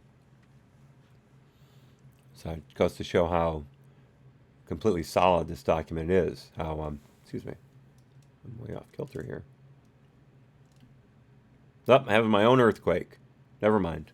Let's just try this. Get me a little more centered. There we go. Sorry about the earthquake, folks. Okay, preamble to the Bill of Rights. I already read that part. Okay. The conventions of a number of the states, having at the time of their adopting the Constitution, expressed a desire, in order to prevent misconstruction or abuse of its powers, that further declaratory and restrictive clauses should be added, and as extending the grounds of public confidence in the government will best ensure the beneficent ends of its institution. Resolved by the Senate and House of Representatives of the United States of America, in Congress assembled, 2/3 of both houses concurring, that the following articles be proposed to the legislatures of the several states as amendments to the Constitution of the United States all or any of which articles, when ratified by 3/4 of the said legislatures, to be valid to all intents and purposes as part of the said Constitution, viz. Articles in addition to an amendment of the Constitution of the United States of America proposed by Congress and ratified by the legislatures of the several states pursuant to the 5th article of the original Constitution. There's a note here from the National Archives. The following text is a transcription for the first 10 amendments to the Constitution in their original form. These amendments were ratified December 15th, 1791, and form what is known as the Bill of Rights. So that's 2 years it took to hammer these out. And as they've withstood the test of time, although they have been battered and abused as of late. Amendment 1. Congress shall make no law respecting an establishment of religion, or prohibiting the free exercise thereof, or abridging the freedom of speech, or of the press, or the right of the people peaceably to assemble, and to petition the government for redress of grievances. So there are 5 parts to the First Amendment, not just freedom of speech and freedom of the press. Make sure you try to commit these to memory. If you're able to, you'll be part of the 15% of the country who knows these, all 5. That's how poorly the Constitution is being taught these days, if at all. I want to make one quick note on the establishment of religion or prohibiting the free exercise thereof. The establishment of religion does not mean you cannot have religion in public places. It means you can't restrict recognized religions from displaying in those public places. And as you know, there are several states who allow satanic nativity scenes during the Christmas season. In fact, I believe in Alaska, there was recently a council meeting, I can't remember if it was city council or state, that had a benediction given by a Satanist. A number of people walked out, showing their displeasure with that, but it is a right. Now, what about prohibiting the free exercise thereof?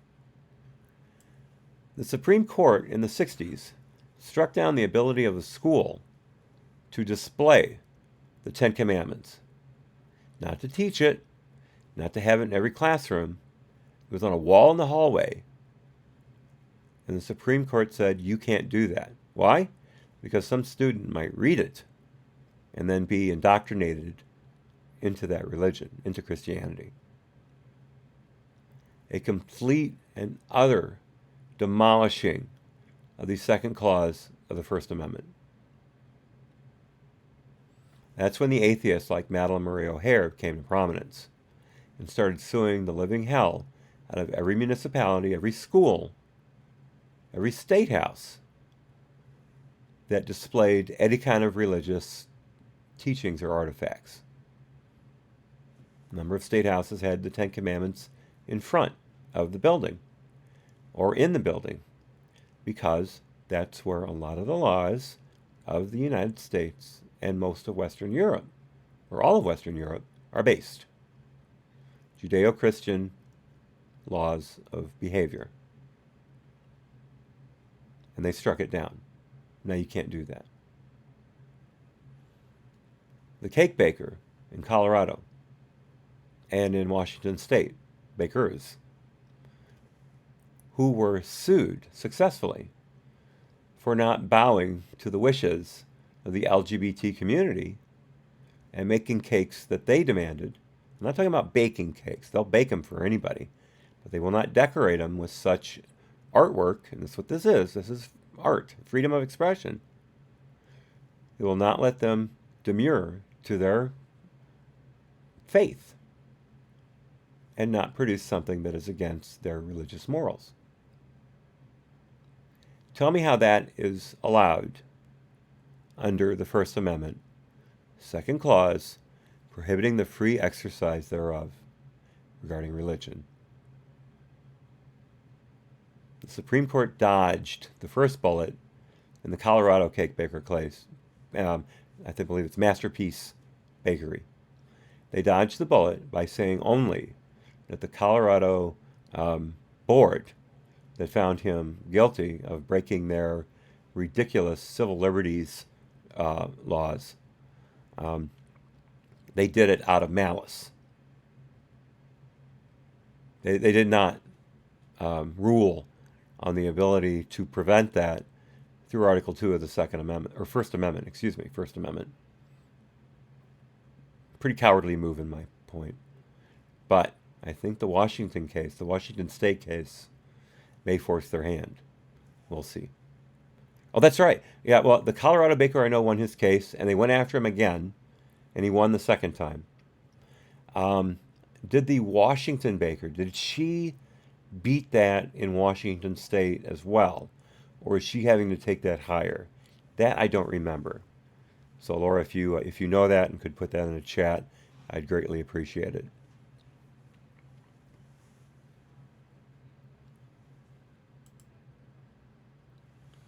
Amendment 2. A well-regulated militia, being necessary to the security of a free state, the right of the people to keep and bear arms, shall not be infringed. There is, and if you know, a militia, at one time in the United States, every man between the ages of, I believe, 16 and 45 were required to have a musket, powder, lead balls, and the equipment also required to fight. I believe it was a pound of powder and 30 balls.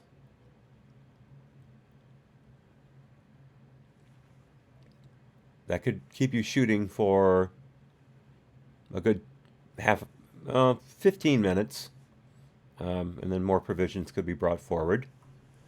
Because a musket, if you're adept with it, you can fire about every 20 seconds. 15 seconds if you're good.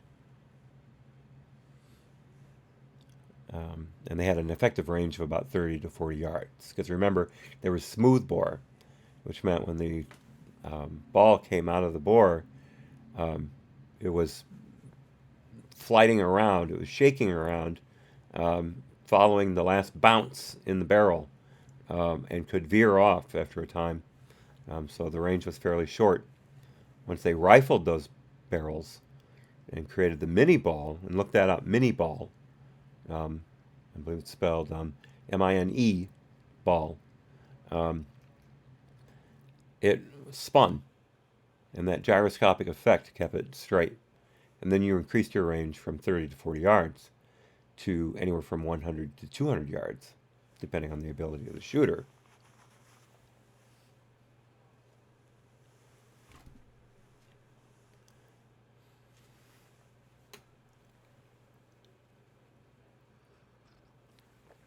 Okay, David. Yeah, with the looser bore, it's easier to reload more quickly. It's easier to tamp the ball down to the powder charge. Thank you. Yeah. So about 15 seconds for the easier ones. You used to rifle your pea shooters. Oh my God, that's awesome. That's awesome. I love it. I love it. You and I are going to get along great. Okay. So the Second Amendment, we know it's been completely disastrously battered and abused. California being the worst, Illinois being the second, New Jersey probably up there around third or fourth. Horrible states for firearm owners. New York State being incredibly ridiculous. In fact, at this moment, I don't believe there is one public or private shooting range beyond that's not an indoor range in the entire state of New York. I believe that's the case. If not, there are very, very few. Now, 45 minutes north of me, I have a range where I can shoot up to 600 yards. At the top of the state, there's a private club that has a 1,000-yard range. I don't belong to that club, and I doubt I'll ever be able to make it in. They have a very long waiting list, as you might expect. But I do drive down every so often to Oklahoma, where I have a very good friend who runs a place called Badlands Tactical, and they have a 1,000-yard range, which targets set up at every 100-yard interval. Steel targets from 400 to 1,000. And from 700 to 1,000, the targets have light indicators when you hit. Because at those ranges, if there's any kind of wind, you won't be able to hear the steel ring. 600 yards, 500, 400, you can hear the steel real easily. It's fascinating how much of a time gap there is between your bullet going out, the target being hit, and then the sound coming back. It's quite something to get used to.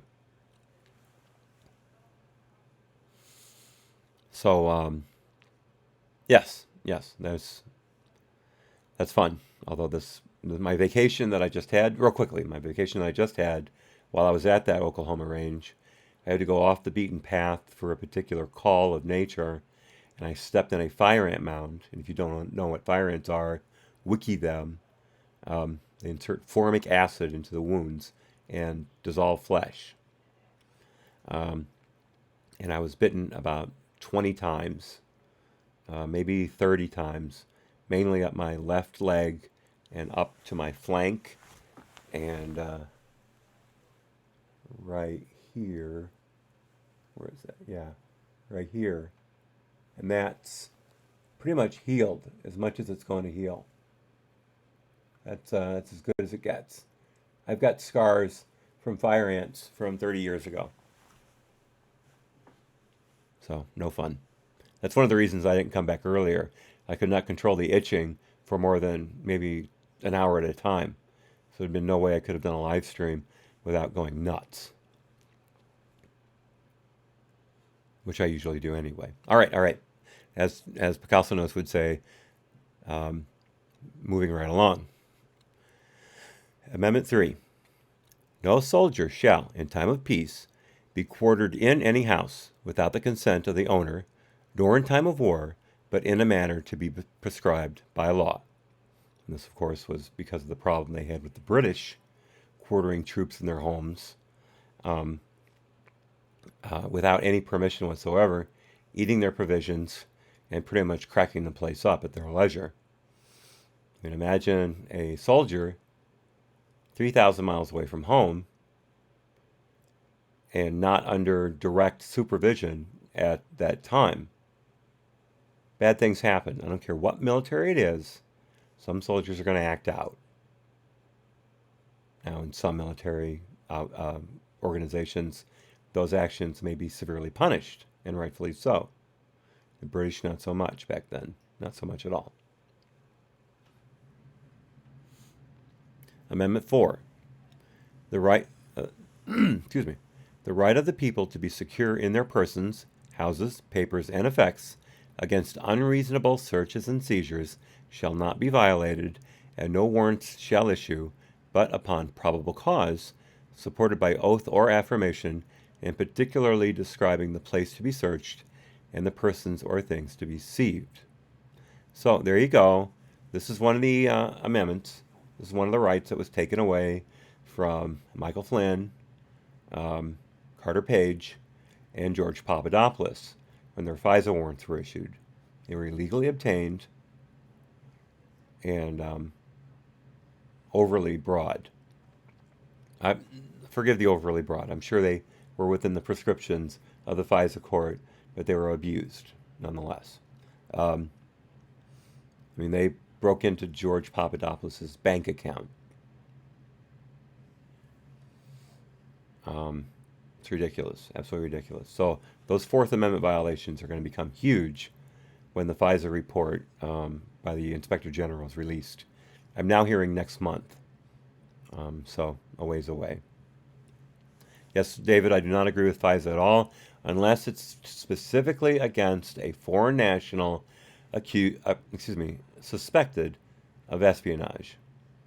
What happened with Carter Page and Michael Flynn and George Papadopoulos is they were either improperly approached by agents of governments favorable to America or America itself and set up.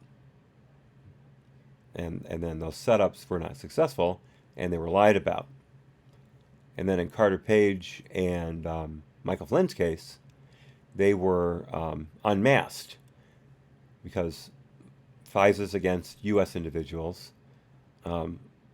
If their conversations are picked up with foreign agents, and they're not, the American is not under FISA court, then their names are not to be released, and their conversations, their side of the conversation is not to be recorded, if I understand correctly.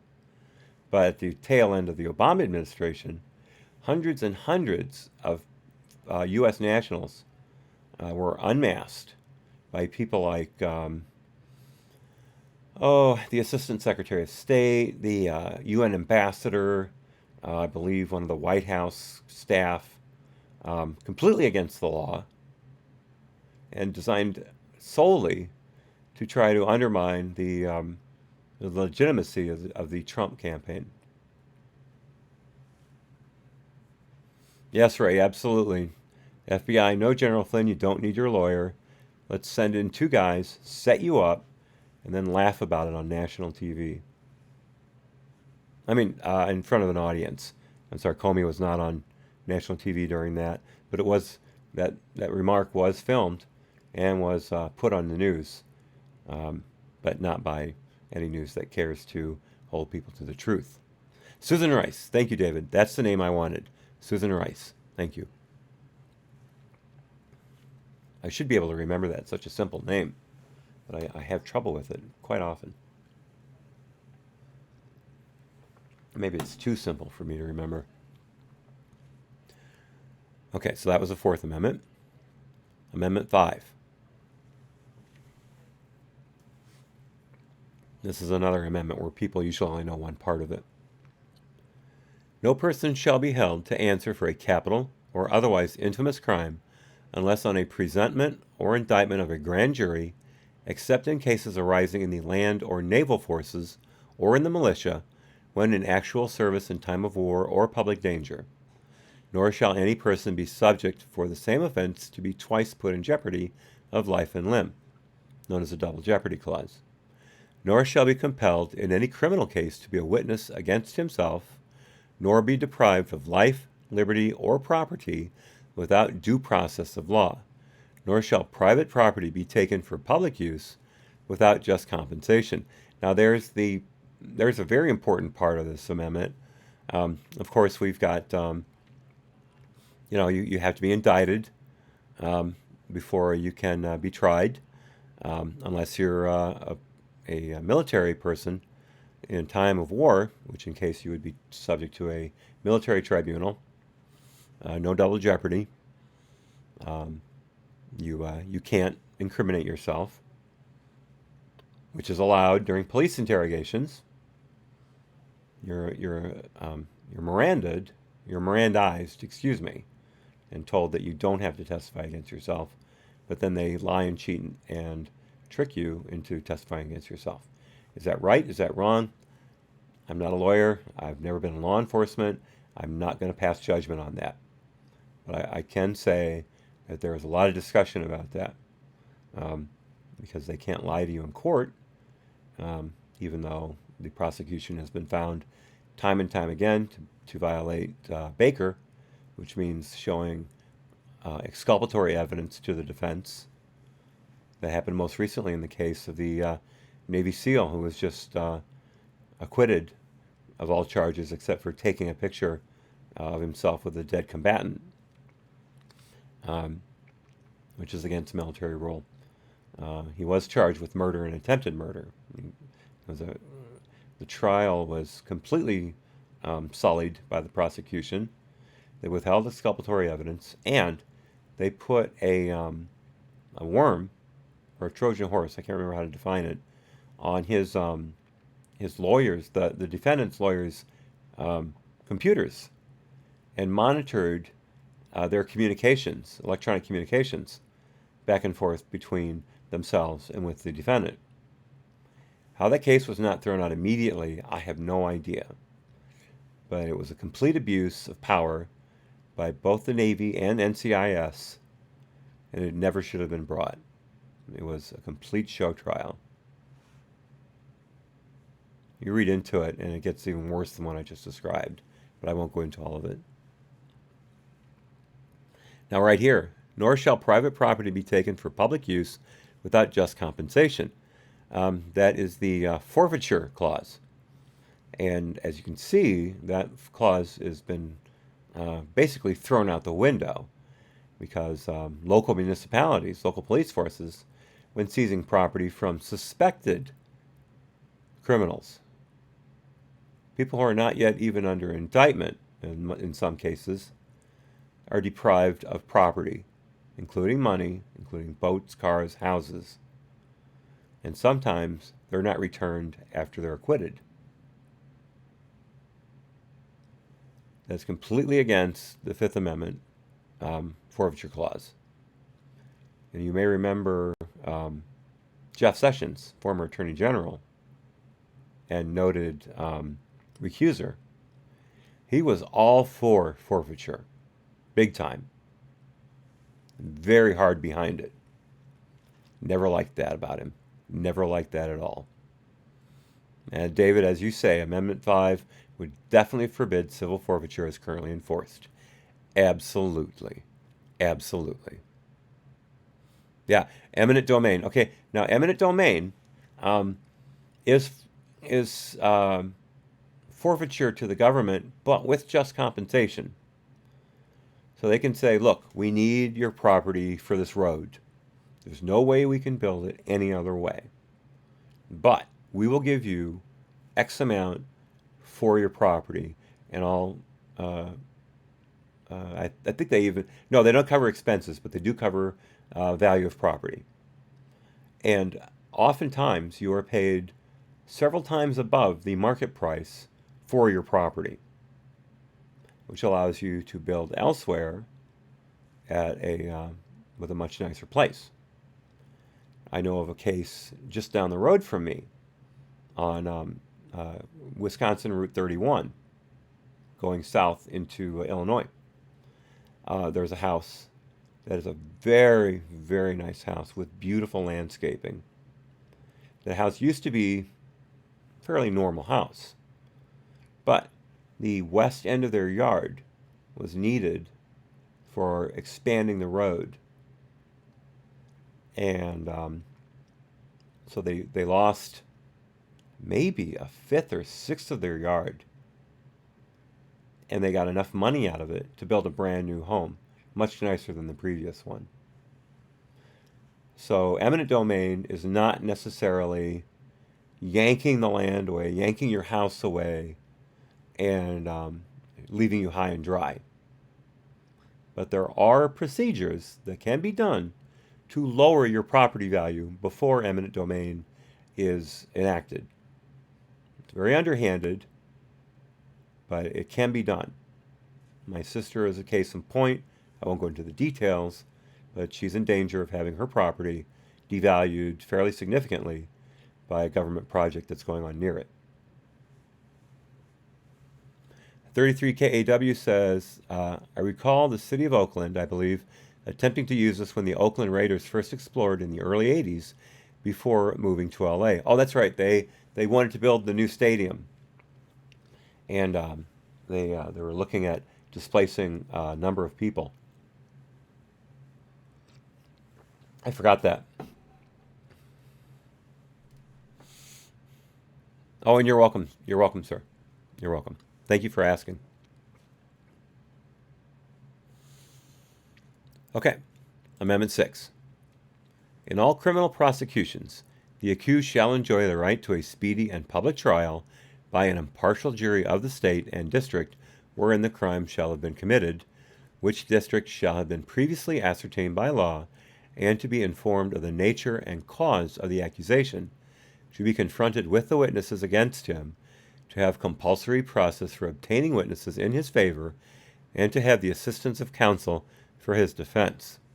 Very straightforward. Basically, you have rights as a criminal defendant. And those rights have to be afforded to you in accordance to Amendment 6. Here's the thing. College tribunals. Remember the Obama administration, Department of Education, set out the Dear Colleague letter, which infamously gutted Title IX rights for students accused of sexual assault. It basically made it almost mandatory for any man accused of sexual assault to be kicked out of school. They didn't get to hear the charges against them before the tribunal took place. They didn't get to review any of the evidence against them. They didn't get to present any evidence in their favor. They were not allowed to have any kind of counsel available to them. It was pure kangaroo court. They took one side of the story and kicked these guys out. And it happened time and time again. Now, I think it was 2 years ago, Betsy DeVos sent out a letter basically stomping that stuff into the ground and creating proper rights under Title IX for all accused, male and female. And there are a number of colleges and universities that have been ripped to shreds by courts for their treatment of these students who were accused of sexual assault. And large settlements have been paid out. And but it's still, these accusations ruin your reputation. There was a case of 2 black athletes at a northeastern school who were accused of gang raping a young woman in a bathroom at a party. They were on not academic, physical, athletic. Thank you. God. They were under athletic scholarships. They lost their scholarships, which meant they couldn't stay in school anymore. So they lost their ability to get the college education that they richly deserved. Turned out, the sex was entirely consensual. In fact, she basically egged them on. It wasn't much of a, hey, would you like to, between them, as opposed to, hey, you guys, do this. 2 young men confronted with a situation where there's available sex, normally going to take you up on that. It was her prompting that caused this event. They were both given settlements. But they had to go to a different school, in the West, to finish their educations because their reputations in the East had been so sullied. This was a direct result of the Dear Colleague letter sent out by the Obama administration. Thankfully, that is now getting turned over. But there are a lot of court cases that these guys have won. And, I mean, again, their Sixth Amendment rights were completely violated because the schools were basically making extrajudicial decisions. There were accusations of sexual assault on campus, and instead of turning that over to either campus police or the local police, depending on your regulations and what you have on campus, they were done by a tribunal, normally from the one of the studies departments. People made up from that, like women's studies and things like that. They have a safety tribunal that is normally made up of these grievance studies. So yeah. Sorry, I went pretty far on that one. These things are important. These things are in the Constitution, and they were violated consistently and horribly by colleges and universities for years, ruining people's lives. And it's right there that you can't do that.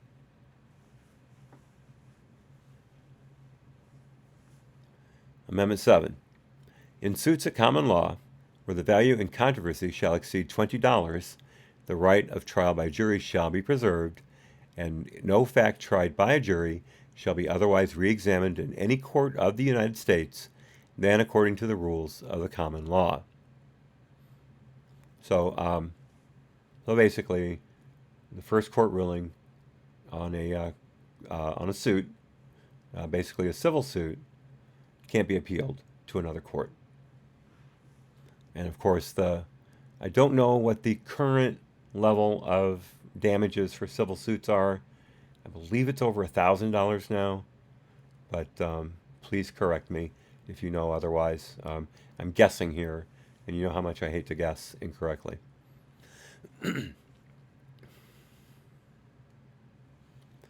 Amendment 8. Excessive bail shall not be required, nor excessive fines imposed, nor cruel and unusual punishments inflicted. And of course, there was discussion of that after the crime bill that was passed during the Clinton administration and championed by the White House and people like, what's his name? The presidential candidate, Joe Biden, Senator Joe Biden. Sorry, Vice President Joe Biden. And Trump pardoned that one woman. I believe she was from Virginia or maybe North Carolina, somewhere in there, who had been convicted of importing tons and tons of cocaine into the state. And under the crime bill, she was given a life sentence. First-time offender. You may argue that the damage she did to the community would be worth a life sentence, but it was argued effectively that it was not proper, and Trump pardoned her. It was last year, I believe. I can't remember her name. I should. It was a very important case, but I have forgotten it. But in my opinion, though, if you look at what was happening in the inner cities in the 90s with the crack epidemic, there were parts of the crime bill that were completely necessary. If you don't believe that, look at crime rates, especially violent crime rates, since that bill was passed. They've been going down steadily. Were some sentences too harsh? Most likely, yeah. But it worked. It worked. But of course, that has brought up the canard of mass incarceration of certain minorities, that they get harsher sentences just because of their race. I've seen studies that debunk that, but there have been some that support it. So go into it and determine for yourself.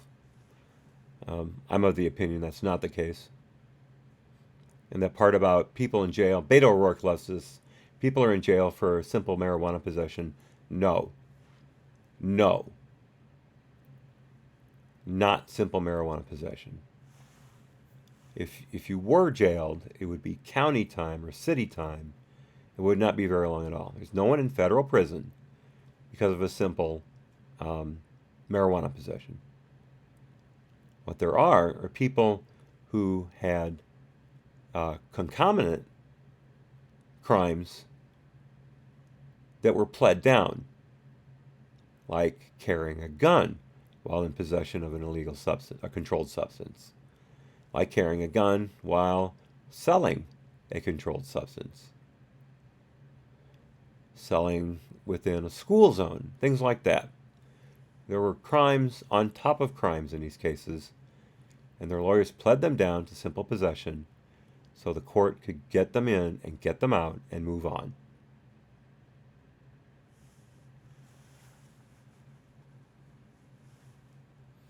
Ray says the internet and Obama have been restructuring the Constitution forevermore. Absolutely, sir. Absolutely, sir. And it's one of the reasons I'm reading these today, because I want people to be able to access these and understand how important reading the Constitution as it was written is. People abusing phraseology, taking things out of context, taking just a few words out of a clause and expanding it to denigrate the entire article or amendment or the Constitution itself. These people need to be called out, and the only way you can call them out is if you know what you're talking about. That's why I'm reading these today, to give people that opportunity.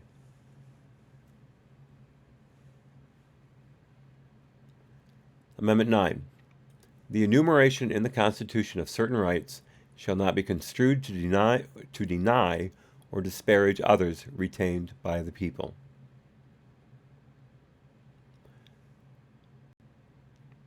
That one I'm not sure of. I'm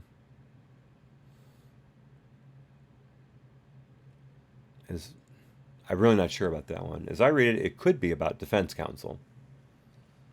And of course, even if that's not the case, let me just bring up the case of the Harvard professor who signed on to the defense team for Harvey Weinstein and was fired. Solely for being on the defense team of Harvey Weinstein. Now,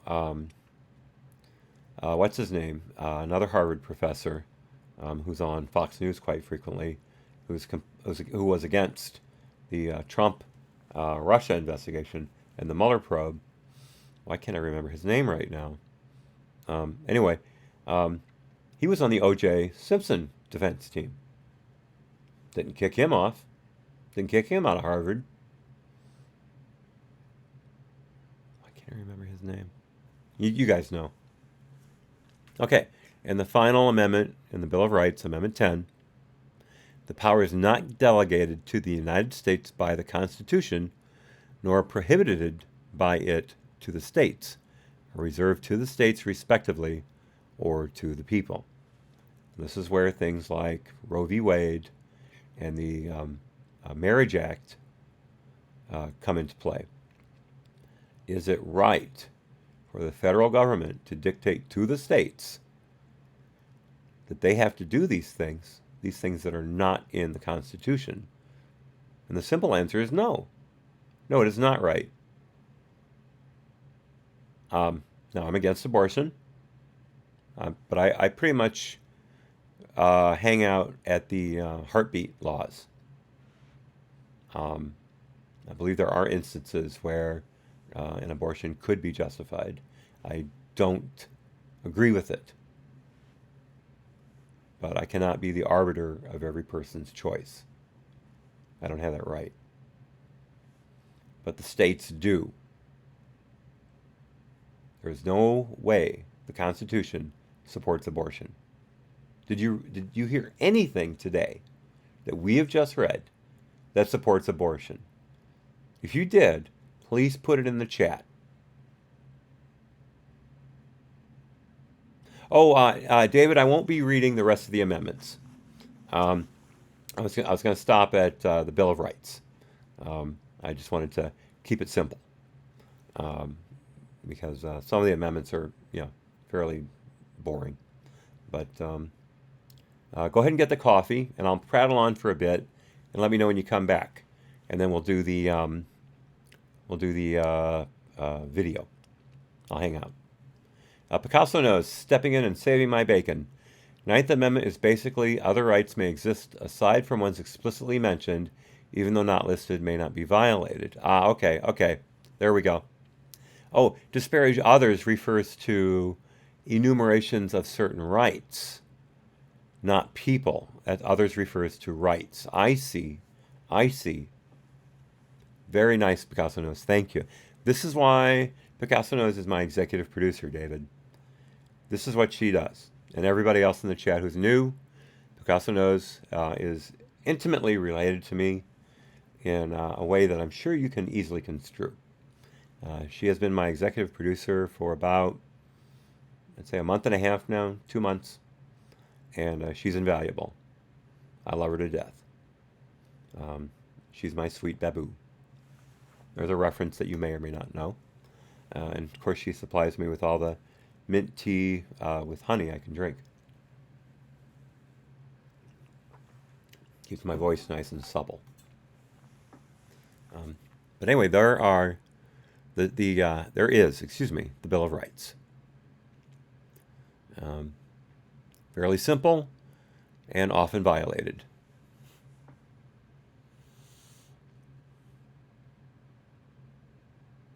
Tell you what, while David's getting coffee, let's just look through the first 12 amendments proposed and see if we can find any that are different than the 10. Let's see. Let's see, the first article, one representative that,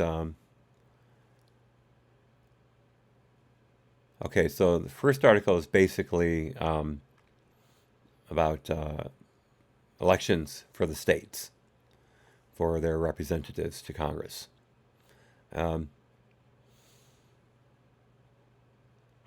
there's that. The second article is about compensation and services of senators and representatives. The third article is basically now the First Amendment. The fourth article, that's the Fourth Amendment. I'm sorry, Second Amendment. I'm sorry, I got ahead of myself. The fourth article is second. Fifth article is the fourth, or third, excuse me. Third article, Third Amendment. The sixth, fifth, seventh, let's see. Yeah, seventh would be the sixth, or fifth. Wait, no, sixth. Eighth article, and it goes from there. Enjoy right to speedy and public trial, common lawsuits, excessive bail. So some of these were pulled together. 11th that we just went over is the 9th, and the 12th is the 10th. And now these 12 were attested to. I didn't say this, I should have mentioned this.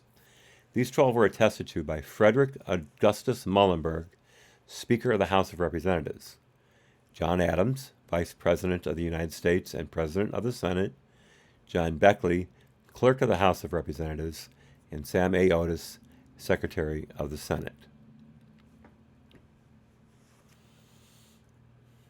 Okay, and let me read one more thing, and then we'll get. I'm sure Ray will be back here by then. I'll put the note here. This is from the National Archives. The link to this will be in the description. Note: the following text is a transcription of the enrolled original of the joint resolution of Congress proposing the Bill of Rights, which is on permanent display in the rotunda at the National Archives Museum. The spelling and punctuation reflects the original. I have been to the National Archives. I have seen these documents, and it is quite impressive, especially when you look at how they're housed. They are climate controlled. They are rarely moved, and when they are moved, they're pretty much moved in containment. They are not, the original parchment is, I don't think, pretty much ever touched by human hands, and they may be cleaned from time to time, which basically means dusted, but that's about it. Oh, David, you're back. Okay, excellent. Perfect timing. Perfect timing. Let me just finish this one part here concerning the Convention on the Articles of the Bill of Rights. On September 25, 1789, the First Congress of the United States proposed 12 amendments to the Constitution. The 1789 joint resolution of Congress proposing the amendments is on display in the rotunda of the National Archives Museum. 10 of the proposed 12 amendments were ratified by 3/4 of the state legislatures on December 15, 1791. The ratified articles, 3 through 12, constitute the first 10 amendments of the Constitution or the Bill of Rights. In 1992, 203 years after it was proposed, Article 2 was ratified as the 27th amendment to the Constitution. Article 1 was never ratified. Of course, again, Article 1 was about number of representatives, and what was the other one? Let me see there. Article 2 is the 27th Amendment, and that's about compensation that cannot be no law varying the compensation for the services of the senators and representatives shall take effect until an election of representatives shall have intervened. So in other words, you're not supposed to be able to raise your pay while you're in office. David, you're very welcome. You're very welcome. this tea with honey actually works in such a way that I can go quite a long time without that necessity. It balances the caffeine with the honey. It's quite fascinating. Okay, so that finishes the first part of our program. Now what I'm going to do is bring up the video by a periodical known parenthetically as the NYT. Let me shrink it here. I've got it in full size. I need to bring it down.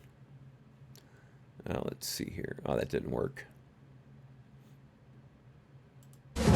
America, the greatest country on earth. All right. Now, how do I... Here we go. There it is. Ah, good. It's almost perfect. Here we are. All right. Now, I have done a fair amount of research into the claims made by this video, and I will be going over them in a fair amount of detail. So bear with me as I bring them up, because it's pretty complicated, and they're not possibly in the original order, because I've been jumping around setting things up. So I beg your indulgence. Now, there have been several videos made about this op-ed piece, including one by Mr. Reagan that just came out, I believe, sometime yesterday or early this morning. And Andrew Klavan on the Daily Wire commented on it very briefly, I think yesterday or the day before. I did see his comment on it, but he only made one at the very beginning, and it's a comment that I came up with as well.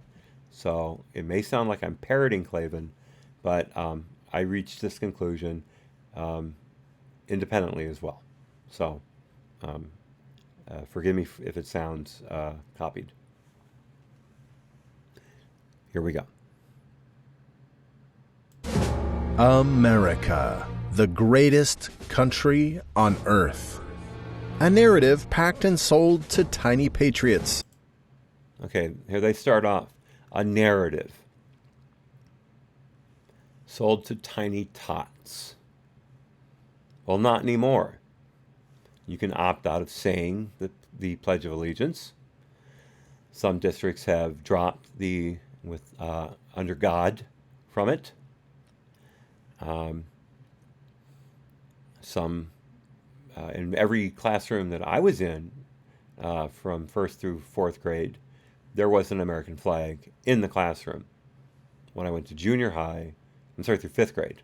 When I went to junior high in sixth grade, some classrooms didn't, and in high school, again, most of the classrooms did. And we said the pledge every morning during morning assembly. Not anymore. Now, what they're talking about here, notice these images they're using so far. These are from the 50s. So they're complaining that at one time we showed our youth how strong and great America was. Yes, it had its flaws. Every country does. Every country has. Some still have those flaws that we have fought and died to stop, including fascism and slavery and imperialism in case of World War I. But you can't find these images anymore. Yeah, I don't know if that's a birthmark or if that's a skin tag or if it's just an artifact in the film. Because this is obviously an old piece of film, so it may be something from the transfer. Let me see if I can. No, it doesn't. That's just that one frame. Oh, there it is. There you go. Yeah, it's just an artifact because you can see right here it's gone. Good catch, though. Good catch, David. All right, let me come back to that previous second. Packed and sold to tiny patriots. Oh, I didn't think of this before. This image right here, You know what made that possible? America's space program. NASA, at one time, was the envy of the world until presidents like Clinton and Obama gutted it. I could be wrong about Clinton, because the shuttle, no, the shuttle was the 80s. So that was Reagan and HW. But yeah, this image is from us. But it doesn't count. It doesn't count. Sold to tiny patriots, reinforced by every cartoon, movie, cheeseburger, and mattress sale. That is a pretty random group of media. And to somehow equate the cheeseburger with this gross representation of someone eating, it's completely unnecessary. Again, this is propaganda. This is pure propaganda. And I'll probably stop every 5 seconds because of it. It's just so infuriating. Cheeseburger and mattress sale. Guaranteed. A mythology so entrenched, our most beloved personalities urge us never to question it. Donald Duck. Seriously? And those American cartoons, those America First cartoons, most of them were made during World War II, when we were trying to keep the morale up while our men and some women were dying. Some of the field hospitals were attacked, if I'm not mistaken, and were dying just to fight fascism and imperialism on either side of the globe at the same time. Yet, this is a bad thing.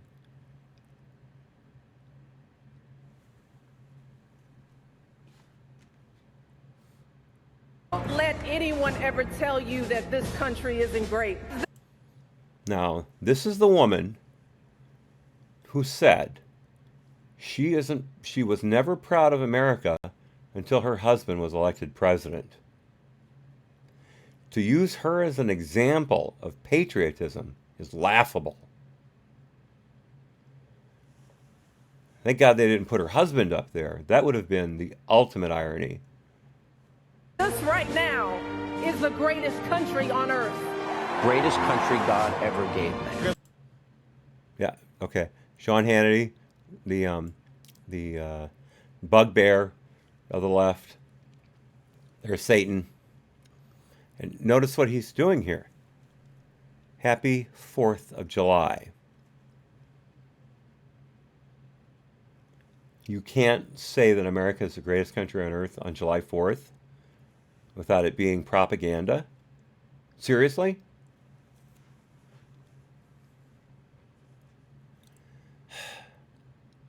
Now this next one surprises me as well. You're the greatest country in the world, I'll tell you that. Jimmy Kimmel. As far left as you can get. But the man who cries over health care that he's so rich he doesn't have to worry about.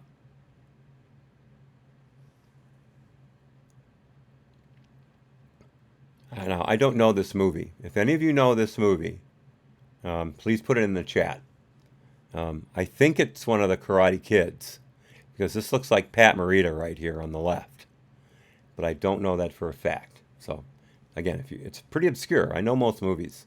But if you can pick it up, go for it. America's the greatest country in the world. But what if we did question it? What if we did question it? That has been going on since the 60s. America's pride in itself has been eroding on the left since the 60s. Now, this frame here of Macaulay Culkin doing the famous shaving, aftershave bit in Home Alone. The hell's that supposed to mean? Now, hold on, Patriots. I know what you're thinking. America's done some pretty great stuff. And you're right. We built a kick-ass democracy, walked on the moon, and we built universities so prestigious that even Taliban warlords send their kids. And we are still very patient. By the time the Cold War was waning and baby boomers were booming out their own babies, it truly felt like we were the greatest country on earth. Felt like.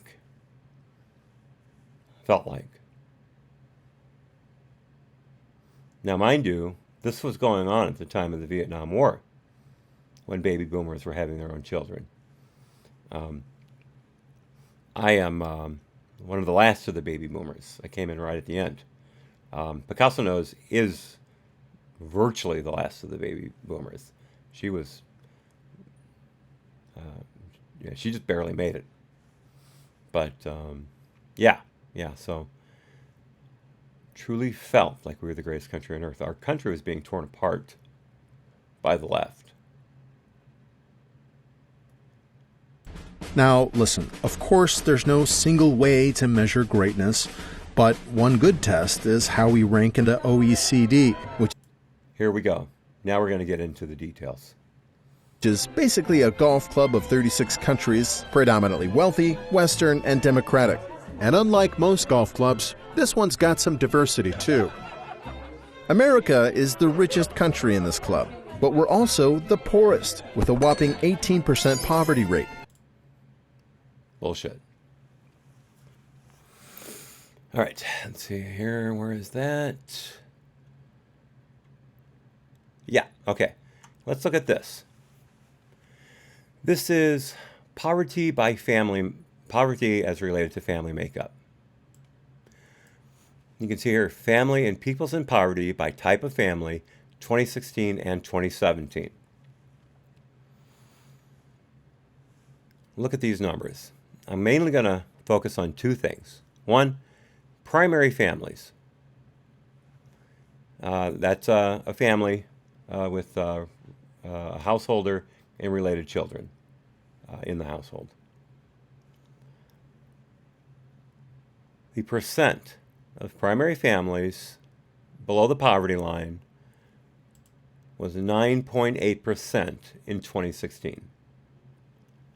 In 2017, it dropped to 9.3%.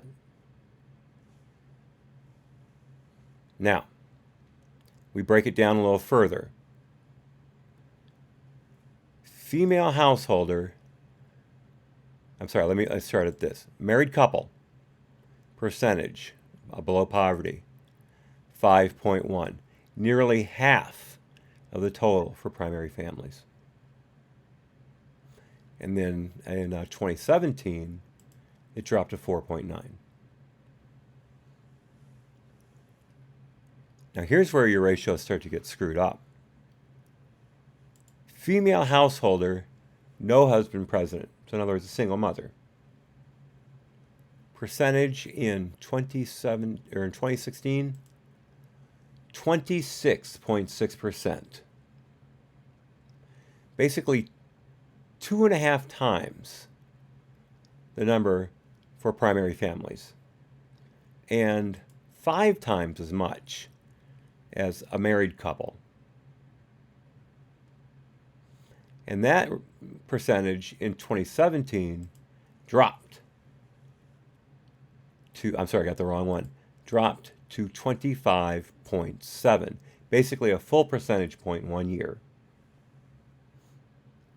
Now, to contrast, a male householder with no wife present in 2016, there were 13.1% below the poverty line. Half of female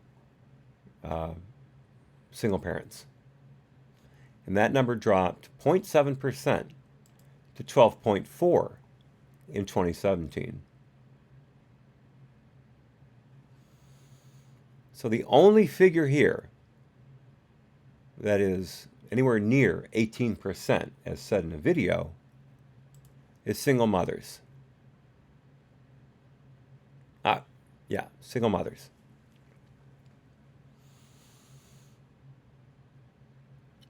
Let's just look at one more thing here. Primary families, poverty rate was 10.7 in 2016. It was 10.3 in 2017. Poverty rates are dropping under Trump. Now, they were dropping a little bit back and forth during the Obama administration. Some years there was a bit of a drop, some years there was a climb, and some years it was stagnant. And basically no real change. But look at this. Let's see, right here. In families with a female householder, no husband present, 28.8% in 2016, 27.9% in 2017. And then to contrast that, male householder, 13.8%. So again, basically half. And then that dropped a full percentage point to 12.8 in 2017. So this 18% poverty rate is a cherry pick. It has nothing to do with the real numbers. So, we've got that. Let me see if I've got the other thing here. Oh yeah, I know where it's at. Okay, so let's go back to the, oh yeah, one more thing. Poverty levels by state. I found this fascinating. I've got it here because this shows both the highest and lowest poverty rates by state in the U.S. And this is as of, what year was this again? I forgot. Let's see. This is, column B and C is the, column B is the 3-year average between 2015 and 2017. And then D, E, and F, G are the 2-year averages between 2014 and 2015, and 2016 and 2017. And then to the right, where I've got it cut off at the moment, is change in percentage points between the 2 years of 16 and 17 minus 14 and 15. We're not going to, they all went lower under Trump. Let's just put it that way. They all went lower. But here's what I want to talk about. Let's see, where was that?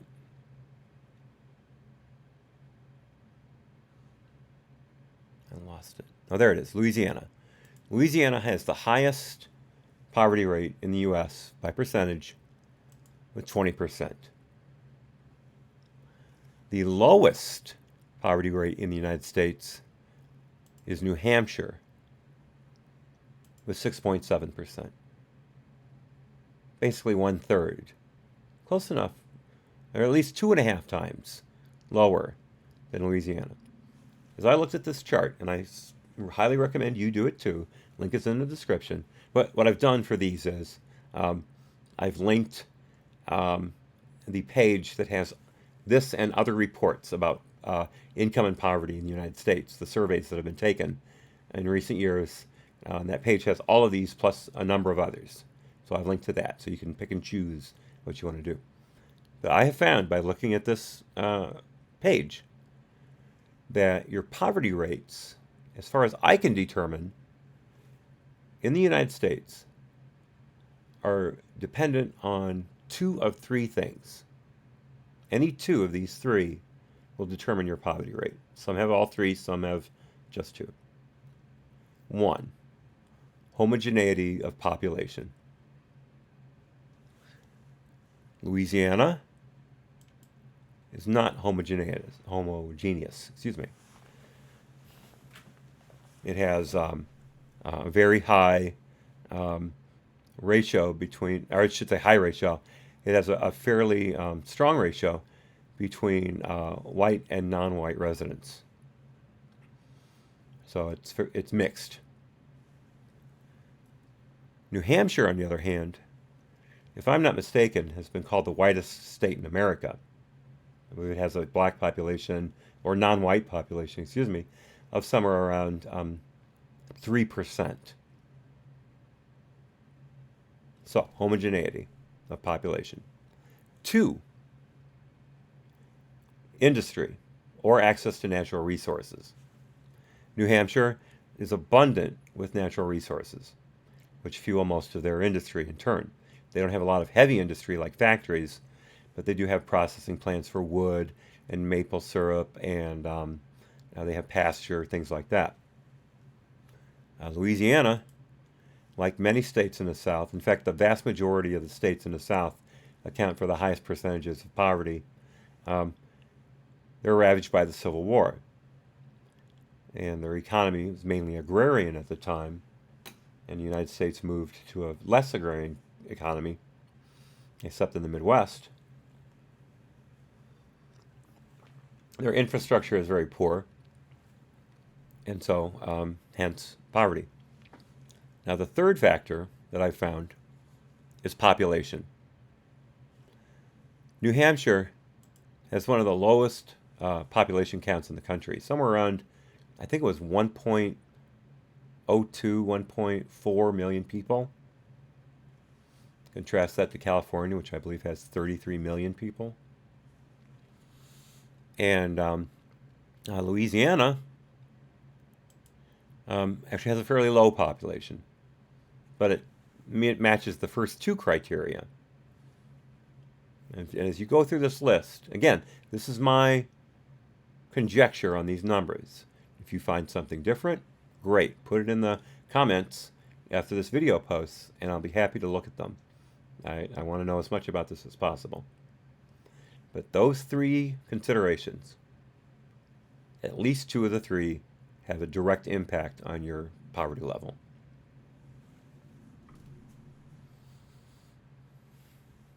David, does the New York Times have a nonfiction section? I love it. Ray Kimbrell, no one looks up stats. Whomever one supports is the only one who knows the facts. True enough. True enough. Now, again, these are stats that I found. I'm not saying they're the definitive stats, but these did come from, oh gosh, let's see, where did they come from again? I'm gonna break my normal rule here and bring up the video page. Let's see, where is it? You're going to be looking at yourselves for a second. Let's see here.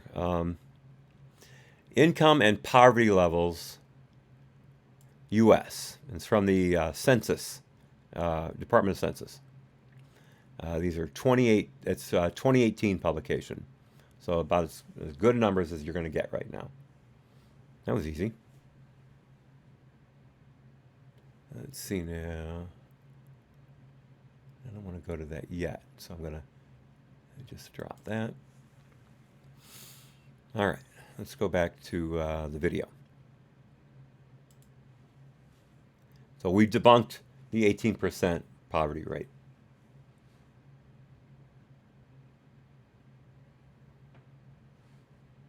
Closer to Mexico than Western Europe, 12.8 million American children live in poverty. That's almost 1 in 5 of our kids. And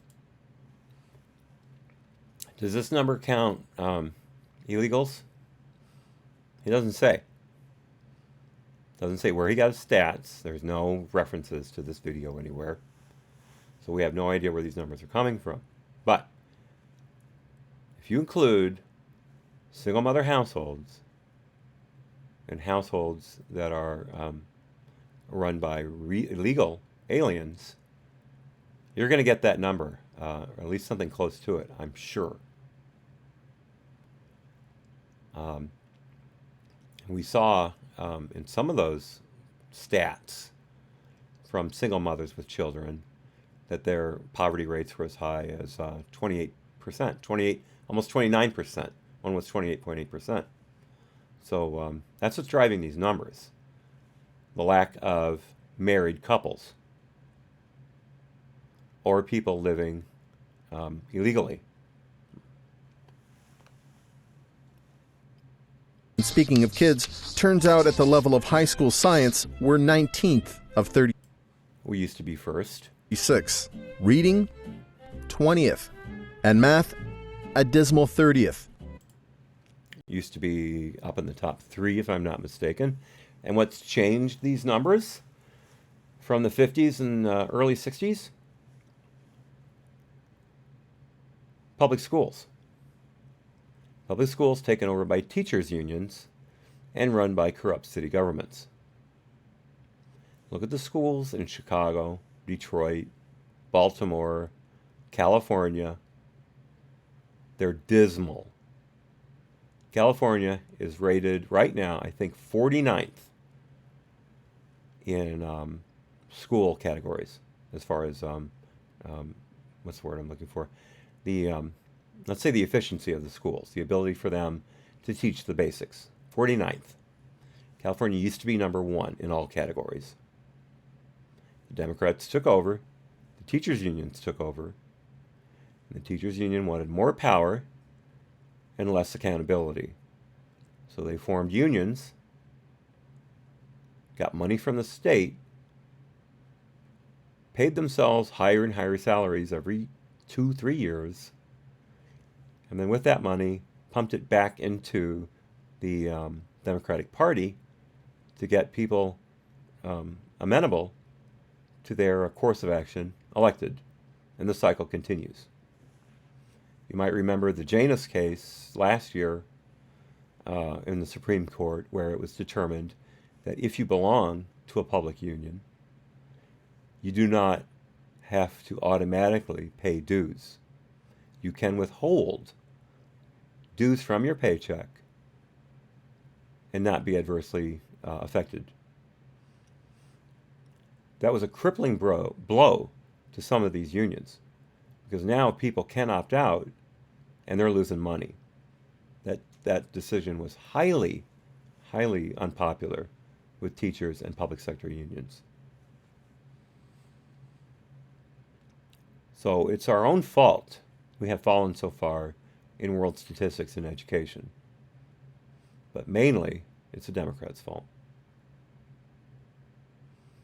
They gutted the schools. We don't teach morals anymore.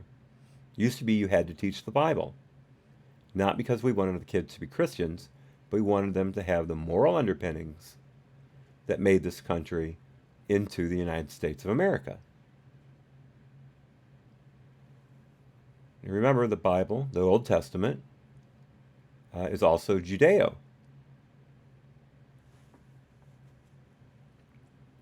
So it's not just Christian values, it's Judeo-Christian values. I'm not an evangelical. I'm not an evangelical, excuse me. In fact, I'm a very poorly practicing Catholic. But I feel these things are important. Now, I'm not that good at math, not America's fault, but that does not add up well, and neither does this. We spend more on healthcare than any other country in the golf club. Yeah. We also have the best healthcare in the world. People come from everywhere to have healthcare in the United States. Even people who have free healthcare in their respective countries. Mick Jagger needed heart surgery. He's eligible for that heart surgery under the NHS in Great Britain. He came to America and paid out of his pocket for that surgery. And you know what? He's back on his feet. There is a large number of medical tourism coming to the United States, even from Canada, which is supposed to have the great state-run health system.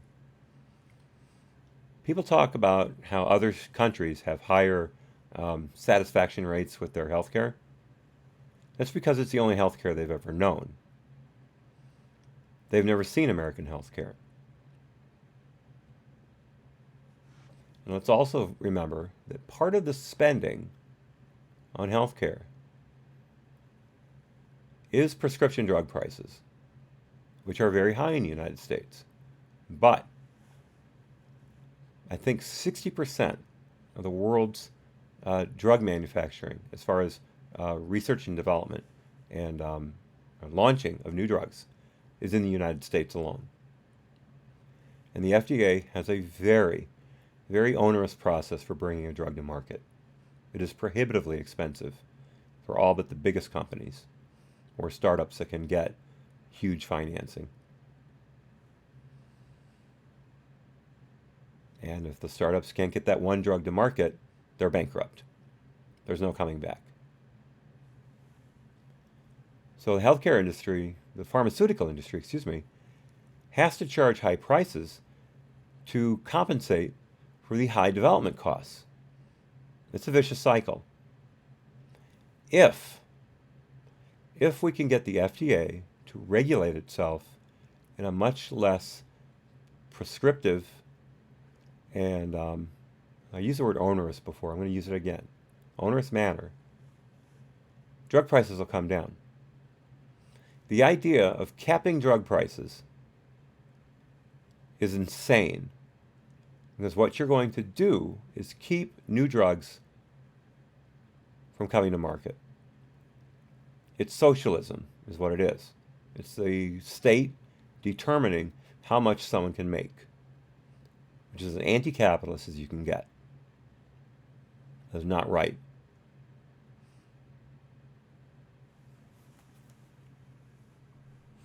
We have the highest survival rates for cancer in the world here in the United States.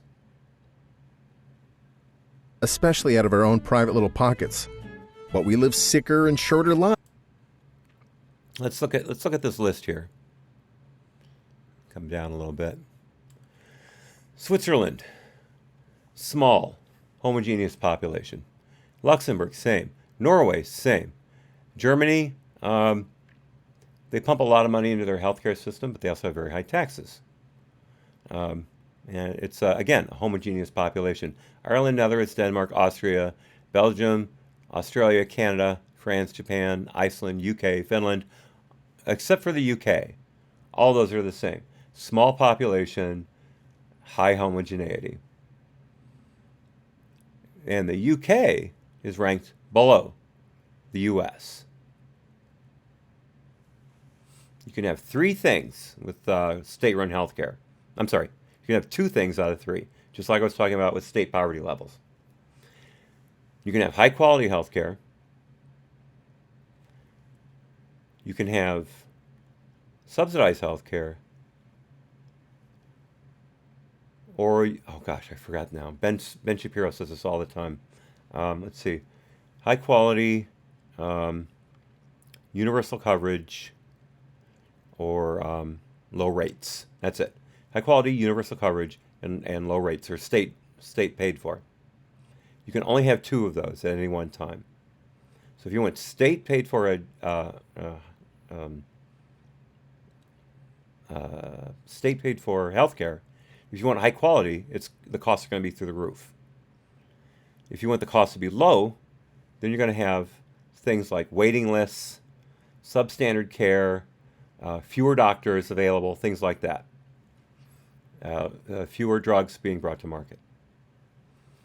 So you see the duality of those three. I should say the concomitants of those three. You can only have two at any one time. Yet, people like Bernie Sanders, Elizabeth Warren, Pete Buttigieg, Joaquin Castro, they want health care for everyone in the United States, legal or illegal. They think there's not going to be any drop in the efficacy and quality of the health care here, and they think it's not going to bankrupt the country. They want all three. It's impossible. Absolutely impossible. But they're trying to sell us down the river with that, and it's going to bankrupt the country. Sicker and shorter lives. Sicker and shorter lives. Watch this. We're fatter. And yeah. And that's a problem because we don't teach health ed like we used to. You don't have kids going out and playing dodgeball and things like that. You have specialized sports, team sports, but you don't have phys ed like you used to, partly because of Title IX. Now you've got boys and girls in the same gym class at the same time. Girls can't climb ropes as well as guys, in general. Girls can't run as fast as guys, pretty much always. Things like that. So you have to dumb down the curriculum, activity-wise, competition-wise, for the girls. Obesity is a U.S. problem, but it's also an Australian problem. It's also probably in Germany. So this figure right here, 38.2%, there are other countries that are right behind us, and they have lower survival rates as well. Globally, we're more likely to see newborns die. Okay. Screw you. Let me bring that back. I hate this statistic because it is so disingenuous. Oh my God. The reason the U.S. has higher infant mortality rates than other countries is twofold. First, we determine infant mortality differently than other countries. We have higher standards for infant mortality. So more infant deaths are covered in that statistic in the U.S. than anywhere else. And number two, most importantly, we have the best neonatal care in the world. We are helping infants at 25 weeks live and become healthy children. 25 weeks. Nowhere else in the world can they bring something like that about. So we're trying to save the sickest and the weakest of the children.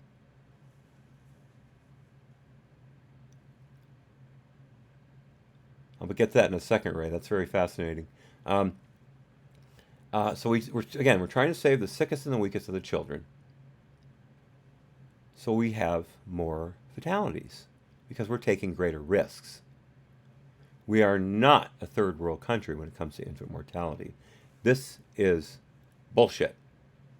And it angers me to no end because they're trying to prove their case on the backs of the sick, the weak, and the premature. That is so cynical. It's so heartless that I find it absolutely infuriating. Absolutely infuriating.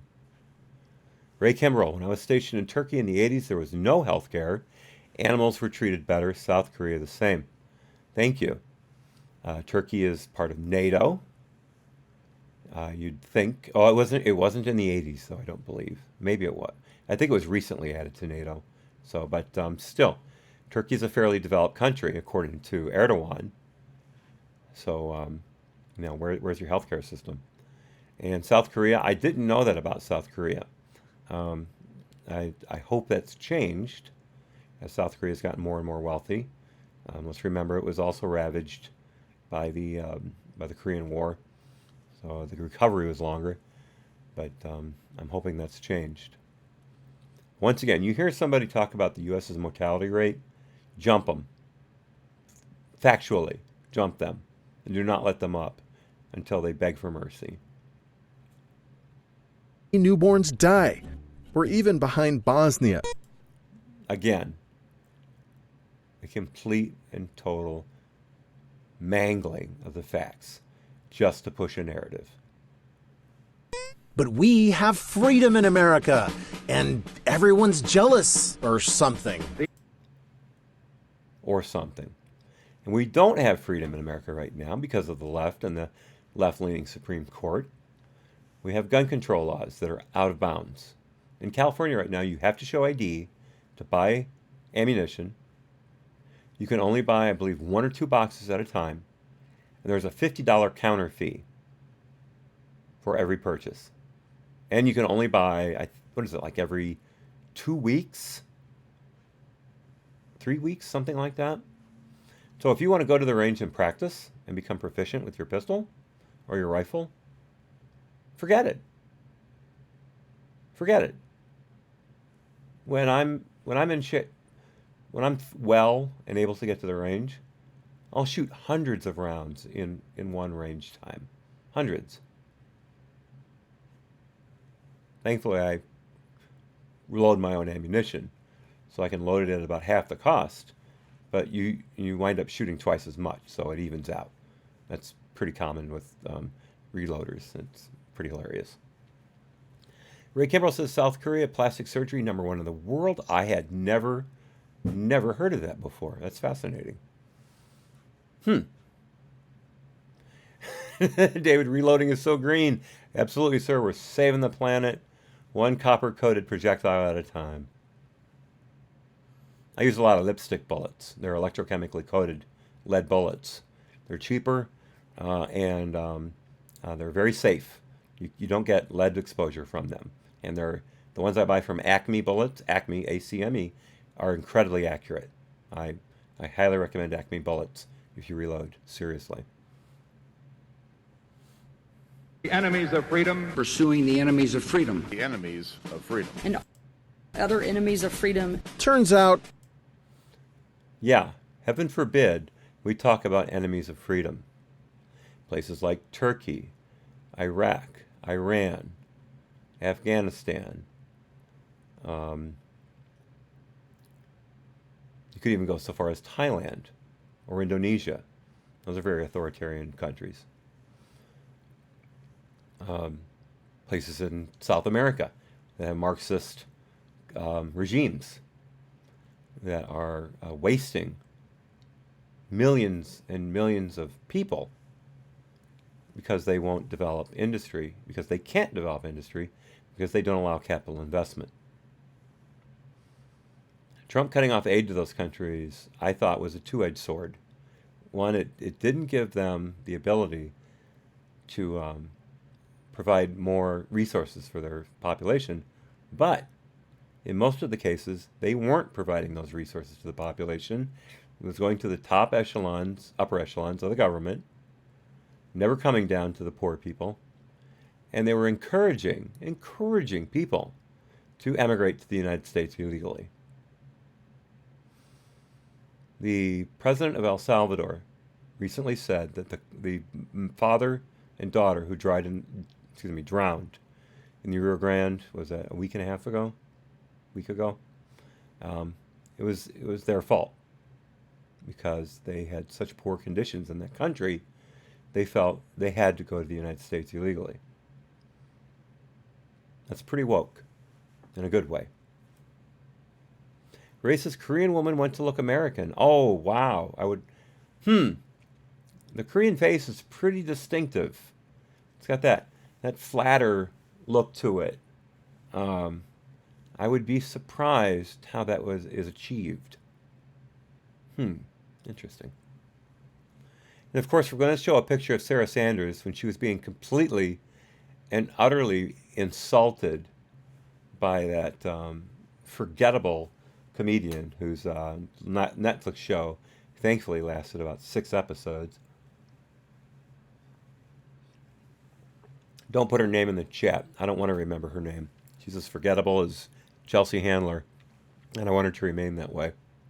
By the way, did you hear that Netflix removed a whole slew of Chelsea Handler's shows from their library?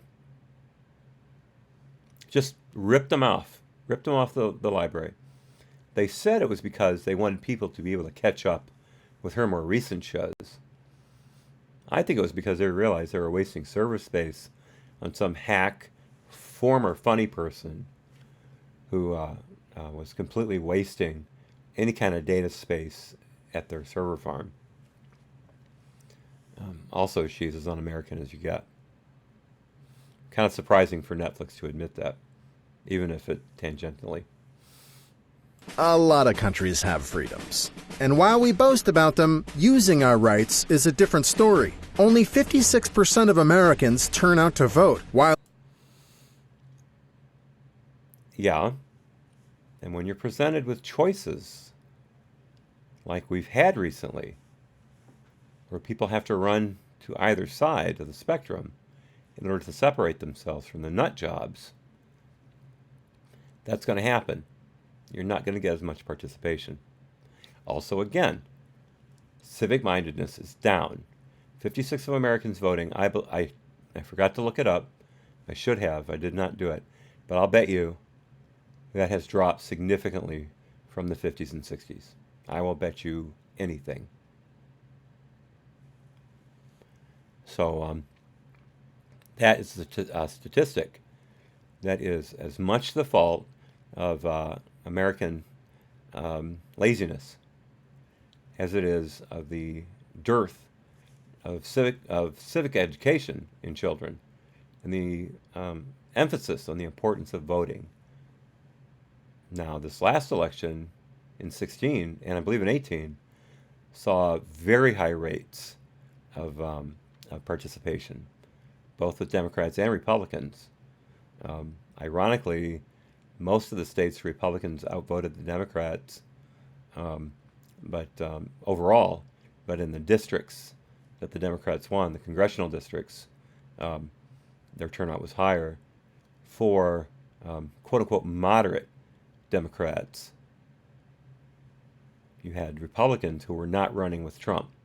They were running against him, basically, and the sentiment was against them, so the quote-unquote moderate Democrats won. And they, of course, are not moderates by any stretch of the imagination. And so now you've got the House to deal with. Torn American flag. Yes, actually, there are, I believe, provisions for damaged flags, but I don't know what they are. That was in my Boy Scout handbook, and it's been a long time.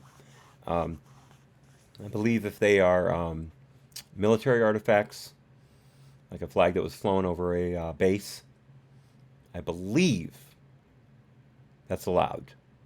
Like when you look at the battle ensigns for the Marine Corps, those flags have been carried for sometimes hundreds of years, and they're allowed to show wear.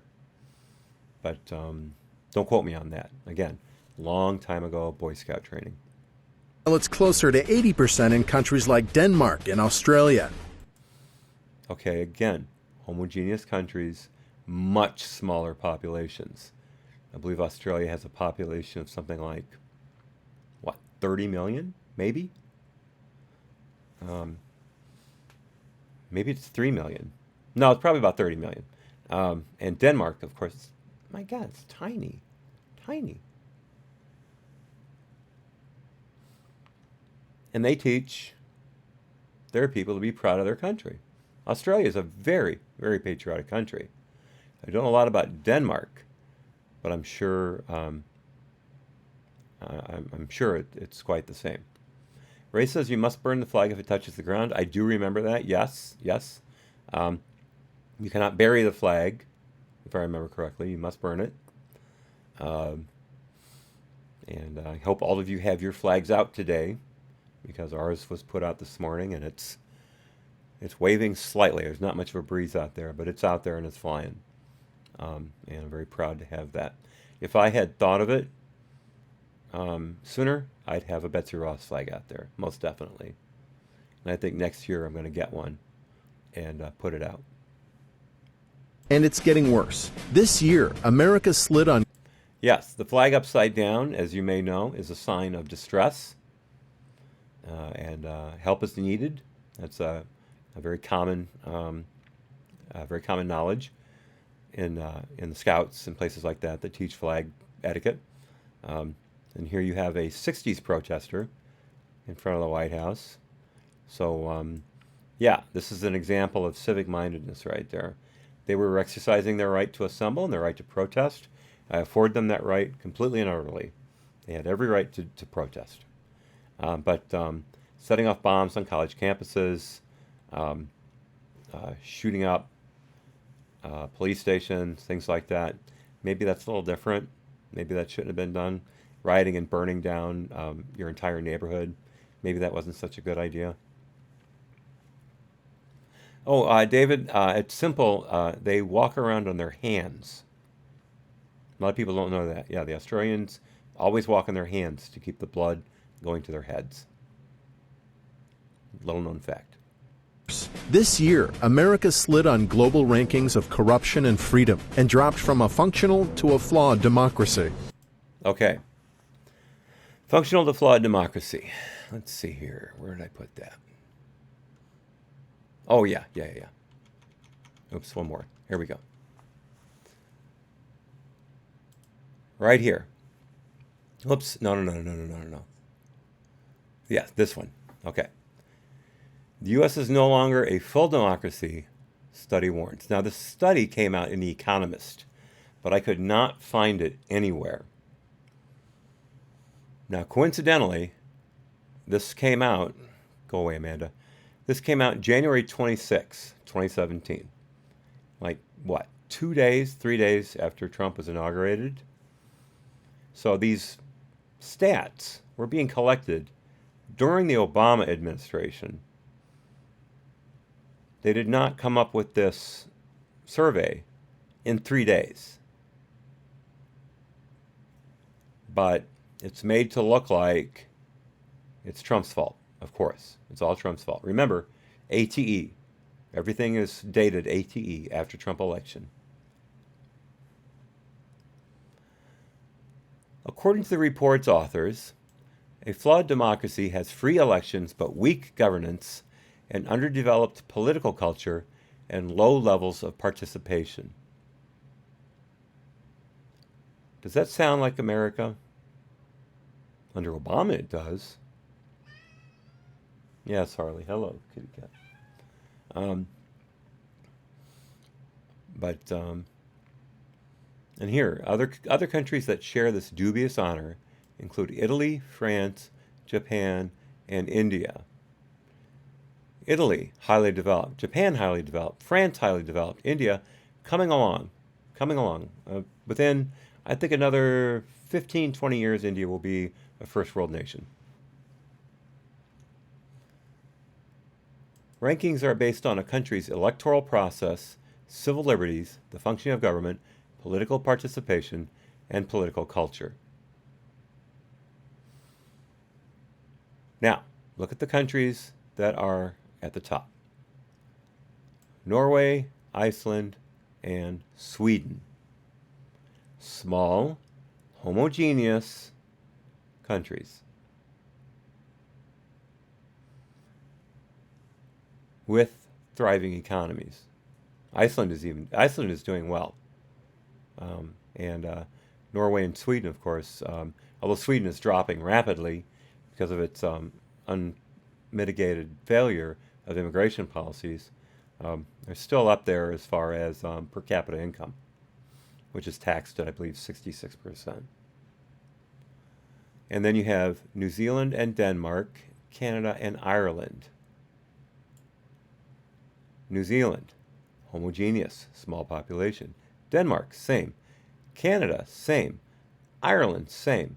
America is the most diverse country in the world as far as percentages of population. America is also one of the largest countries in the world. You've got places like China and Indonesia that are ahead of us, but look at their rankings as far as government goes. Not going to be good.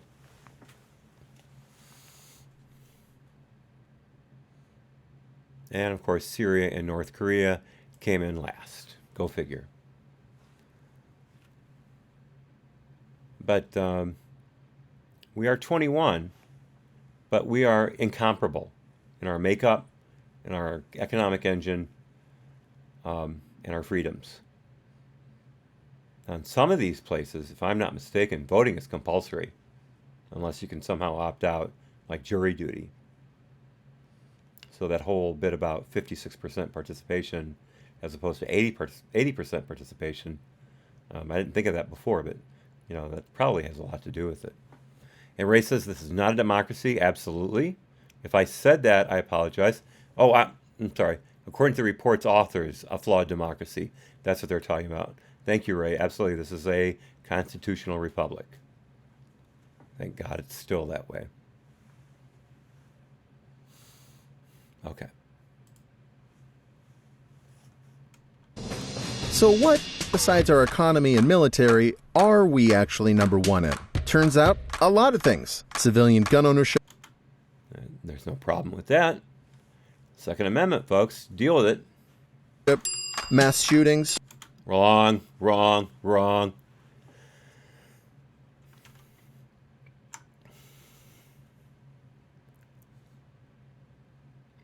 see. Okay, here we go. This is the Washington Post, folks. Now, As you know, Obama very, very liberally would run down America's gun ownership, America's gun owners. And he would constantly say that we led the world in mass shootings. Yeah, right. Okay, let me read this paragraph here. In defending the president's remarks, again referring to Obama, the White House pointed to research by University of Alabama criminal justice professor Adam Lankford. In a paper that had not yet been published, remember that, Lankford conducted a statistical analysis of the total number of public mass shooters per country from 1966 to 2012 in 171 countries. This article is from, I believe, 2016, 2017. And controlled for the national population size.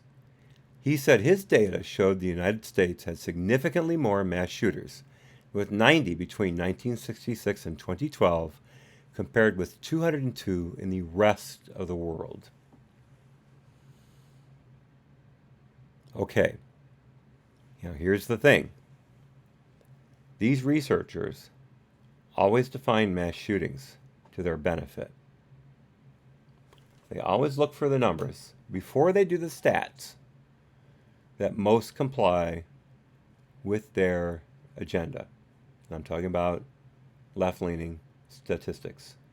Remember, Obama covered up the statistics from the, I believe, the Crime Bureau. There's not a Crime Bureau, is there? National Crime Statistics, anyway, which showed that more lives were saved by guns by a factor of 10, at least a factor of 10, than were caused by guns. And remember, those gun statistics about deaths always include suicide in the United States. They include suicide, which is about 60% of those deaths. And the evil black rifle, people don't count AR-15s specifically, but the last statistics show that rifles in general were responsible for about 3% of fatalities in the U.S. More people were beaten to death with hands, rocks, and axes individually than were killed by guns. So we need hand control. Yeah, David, everyone in Iceland can fit in one room. It's a very small country. I can't remember the population off the top of my head, but they're all, if I'm not mistaken, on the coast, right? The interior is fairly bleak. Or is that Greenland? I always get the two confused. Yes, David, hand control. We need it. We need it badly. We should all wear boxing gloves. The 12 ounces, not the 8 ounces.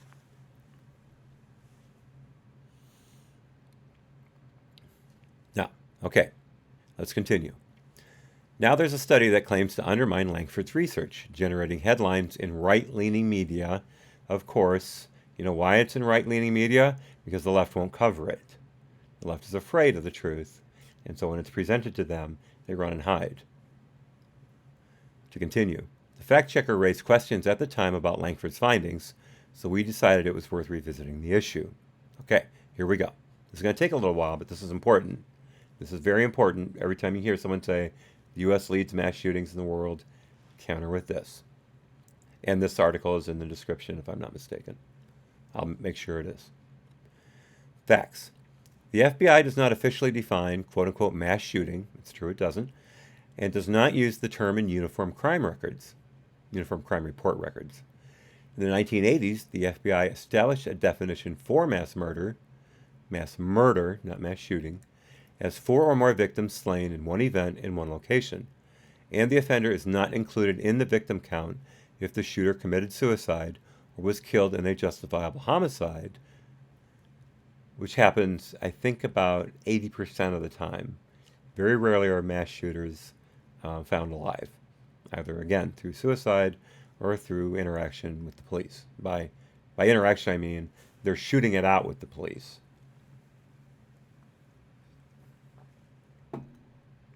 Usually these guys cannot be stopped until someone kills them.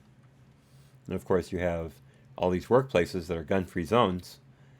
that don't have metal detectors, so you can waltz right in with a shotgun under your coat or a bunch of pistols stuffed in your belt, magazines bulging in your pants, and take the elevator up and just start blasting away at cubicles. Everyone's in a confined space. There's not a lot of room to move. You can cut them off in a corner. You can just blast away until the cops get there, which is normally, at best, 2 minutes later, at best. And it still takes them time to enter the building, especially in force. David Iceland, barren desolation. Well, that makes sense. Absolutely, that makes sense. But they do eke out a living. I have to give them credit for that. That's police-assisted suicide. Yeah, death by cop. Yeah, death by cop. That's unfortunately quite common with these shooters. Excuse me, my back. Okay. To continue. But such definitions are in dispute. The 1998 shooting at the Thurston High School in Springfield, Oregon, which had 2 fatalities and 25 people wounded, would not qualify under the FBI definition, but still might seem like a mass shooting to others. In recent years, federal authorities have tended to speak of active shooters when 3 or more people are shot, not just killed. Using the 4-person killed definition, Langford found that the United States had far more mass shooters, 90 shooters in the 46 years, or 31% of the total, than the other countries, which averaged 1.7 public mass shooter per country. That's an average. Over 130 countries, that's an average. His research excluded gang-related shootings, drive-by shootings, hostage-taking incidents, robberies, and acts of genocide or terrorism. How convenient. So the nightclub shooting in Paris. I should remember the name of it, and it's just lost. I just dropped it in my mind. Anyway, something like 125, 150 people were killed by several gunmen, several terroristic gunmen. Doesn't count as a mass shooting. Go figure. The Easter shooting that killed, shootings, bombings that killed how many people? Doesn't count. Continuing about Langford, at the time, he declined to provide the fact checker with the underlying data on the worldwide shootings he had collected. A researcher that won't share their data, that's not suspicious at all. Once he published the study, got ahead of myself, in 2016, he still declined to release the data. He would only say it was based on a report from the New York City Police Department and an FBI report, as well as a survey of news reports overseas. Wow. Yes, left out Rwanda. Absolutely, David. Absolutely. Thank you. That's a very, very good note. So, there's his research. A New York City police report, an FBI report, he won't say which, and let's remember, the FBI does not define mass shootings.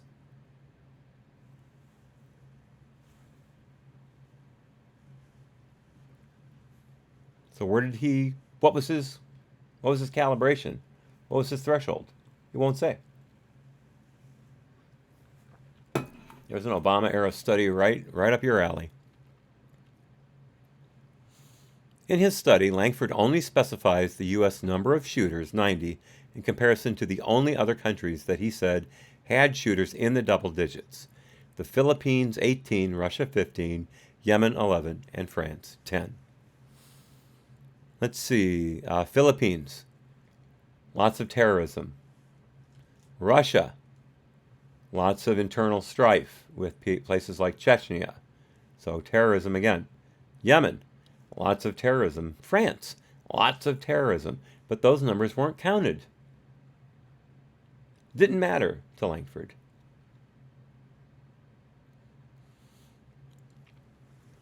Now, here we get to the meat of it.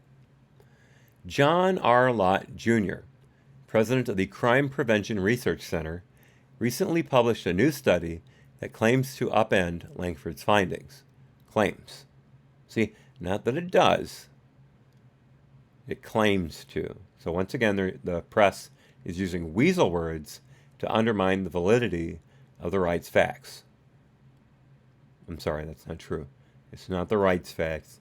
It's facts. I apologize for that slip of the tongue. I'll try to never do that again. Lott primarily relied on data obtained from the University of Maryland's Global Terrorism Database and then supplemented it with research of foreign news accounts.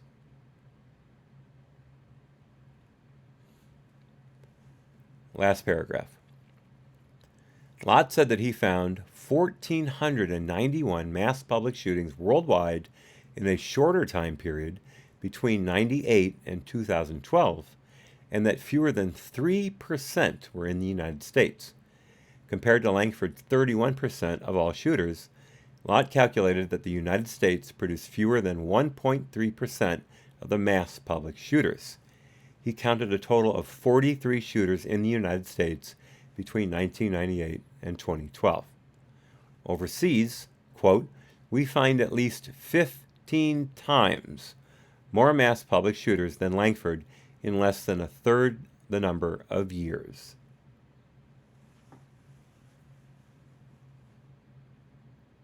There you go. There you go. Again, the definition counts. If they can't give you if someone arguing this point can't give you the definition of what a mass shooting is, then they got nothing. Apples to oranges. And again, there's no standard definition in the U.S. for a mass shooting. At least not according to FBI statistics. I believe there is a department, might be the DOJ, one of their divisions, that does have a definition for mass shootings, and I believe it is 4 or more killed, which is now the active shooter designation. You can argue with that or against it, however you prefer. TV watching, prescription drug abuse, prison population. Oh, and almost number 1 on environmental damage. Environmental damage. Okay, prescription drug abuse, definitely. We've got the opioid crisis. We've got heroin pouring in through the southern border, methamphetamines as well, fentanyl coming in from the border, and China. The country has been awash in drugs since the 60s. Personally, I'm pretty libertarian when it comes to drugs. You may disagree with me, that's fine. I feel there are certain drugs that are so harmful to a person, they're harmful to society. And there should be more regulations on them. Something like crack or meth, PCP, things like that. Things that are not really recreational, they're more just destructive. Something like cocaine, marijuana, heroin. You can function as a heroin user if you know what you're doing. It's possible. Once you become a junkie, I think you should be forced into rehab. I don't think you should have any choice. That's a very non-libertarian view, but I don't believe people should be allowed to hurt society. And that's one thing in libertarianism, is the basically the do no harm pact. You don't hurt me. I'm saying it wrong, but non-aggression pact. You don't hurt me, I won't hurt you. Junkies commit crime.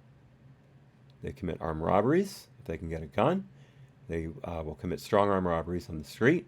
They will break into houses and cars and steal things. When they're high on the street, they will attack people. These are all violations of the non-aggression pact and should be treated accordingly. That's my view on the matter. Yeah, Uncle Bobbity, the war on drugs, that's been going on since the 70s, I think, since Nixon. America wants to be high. We have a high disposable income. We have a lot of leisure time. That leads to bad habits. Own guns, not needles. Now, this environmental damage. I don't know what they mean by that. What is the stat for environmental damage? Where does that come from? Because the United States has had some pretty strict laws through the APA for ever since the organization was inaugurated. Our carbon emissions dropped by, I believe, a third between 2017 and 2018, even though we weren't part of the Paris Accord, which doesn't make any sense. How can you lower carbon emissions if you're not part of the Paris Accord? I don't get it. Look at their examples here. Edged out by China. It's gotten to a point where I think there are specific times and places where you can confuse America for a developing country. Seriously. You know where that's common? California. The streets of LA and San Francisco are covered in needles, excrement, and homeless people. There are some sidewalks in downtown LA that you cannot walk down double file. You have to squeeze between people because of all the tents on the sidewalk. Officers have contracted typhus during normal patrols. Bubonic plague is about to break out. There are cases of it already present in the homeless community. I just mentioned typhus. Let's see, tuberculosis is on the rise. Some of this has to do with illegal aliens coming into the country, not having any kind of social safety net, although there is quite large access to things like WIC programs and food stamps in general, handouts, free health care, things like that. So they can land on their feet, but if they don't, or if they're antisocial, they'll wind up on the street and commit crime. San Francisco is a disaster area. New York has a high homeless population. De Blasio's doing the best for his state, for his city, isn't he? Just running it right up the flagpole. Now look at these examples. This is pathetic. Let me back up a little bit. For a developing country, as elections are tampered with. Elections are tampered with. And there's Stacey Abrams. That's a complete lie. The Georgia governor's race was not tampered with. There have been absolutely zero findings of voter fraud, at least enough to have swung the election in either direction. Stacey Abrams is a pathetic child who cannot get over the fact that she was handpicked by Obama to be the next governor of Georgia, and she lost to a white man. She is a child. And her narrative of having the election stolen from her has been picked up by the left and run with almost as rapidly as the Michael Brown hands up, don't shoot lie. Never happened. It was made up, and the left ran with it.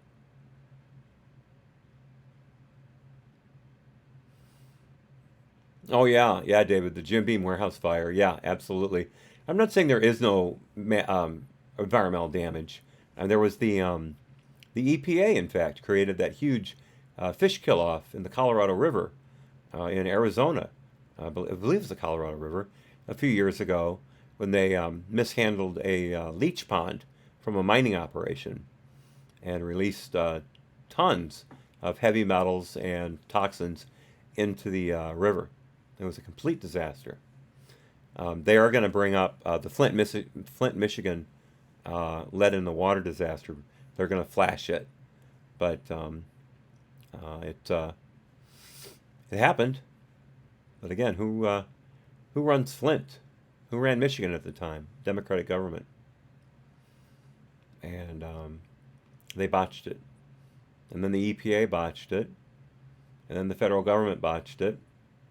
And the people were drinking high lead levels for months. And as a shooter, I have to have my lead levels checked fairly regularly. Because indoors, especially the 22s that I shoot, you have bare lead bullets that create a cloud and contaminate your skin, contaminate your lungs. And you have to watch out for that. The normal lead level is less than 5, I believe, milligrams per deciliter. I believe that's the number. My highest lead number was 27. And at 33, you have to undergo chelation therapy, which is a chemical they hook up to your vein that pulls the heavy metals out of your body, and you lose it through your urine.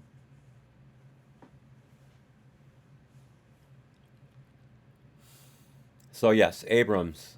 I'm surprised they didn't bring up the governor's race in Florida with what's his name. He's basically shut up, thank God. I think he thinks he can hang out in Tampa and then run again if he keeps a low profile. We'll see how that federal investigation into corruption in Tampa goes. With water can't be drunk from taps. One place where there was a public water disaster that could have easily been prevented if the city had paid attention to what they were doing. Easily.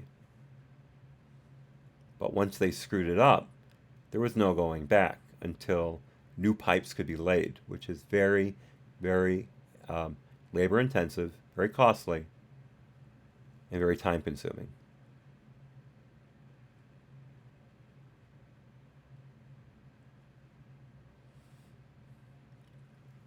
So there you have it, one area. Now compare that to California, which has drained so much water out of the Colorado River that the farmers in eastern California don't have enough to irrigate their crops. The city municipalities with the larger populations had all the votes for water rights, and they completely shut out the farmers. Or did it pass? It may not have passed. I think it did, though. And remember, San Francisco pours millions and millions of gallons of fresh water into the bay. I believe weekly, just to keep the smelt alive, because the sea levels began to, or salinity began to encroach into the bay, and the smelt are freshwater fish. So San Francisco is literally keeping small fish alive by pumping potable water, into a bay. There's your priorities. Citizens don't trust uniformed officers. Why is that? Because of the hysteria caused by Obama. What did Obama say about Trayvon Martin? If I had a boy, he would have looked like Trayvon. That's not inserting yourself into a hotbed issue at all. That's allowing the local populace to take care of things and keep a lid on tensions. Good job, Obama. Where he shot down the officers of the Hartford Police Department for daring to challenge someone who was breaking into a house when it turned out to be the homeowner, who had no ID and was belligerent and threatening to the officers. So they arrested him, put him in jail. And Obama said that the officers were at fault, and it was basically because the teacher was black. Yep, no problem there. My hands up, don't shoot. Yep, that was completely true. Michael Brown was shot for no reason other than being a black man walking down the street. He didn't strong-arm rob a convenience store. He didn't attack the police officer and go for his gun. None of that happened. Trayvon Martin was just executed because he was a black man. That happened. Now, of course, you have the shooter in Dallas who killed 5 police officers and wounded, I believe, another 12. You have the shooter in Louisiana who killed, I believe, 3 officers and then was shot dead. Both were ambushes. Now, the one in Louisiana, he was a TYT watcher. Yes, he would make videos in response to TYT videos. the Young Turks, if you're not familiar, and support their conclusions in his videos. Now, according to Chink, all right-wingers are pipe bomb builders, monsters, and racists. But somehow a TYT fan who ambushes police officers, that doesn't count.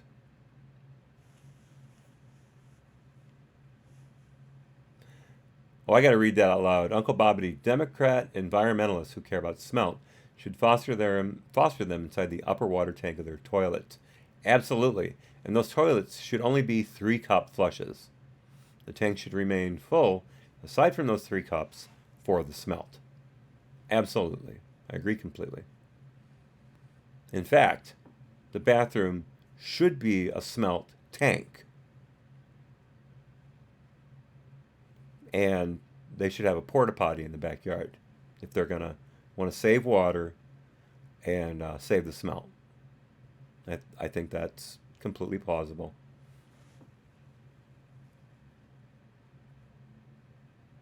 Here we have a picture of a brush fire.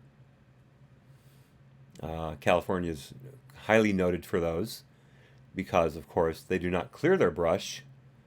The state law says that you can't remove brush and dead trees from forests because reasons.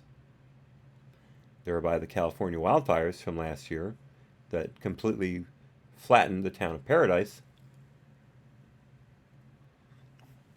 and killed hundreds of people.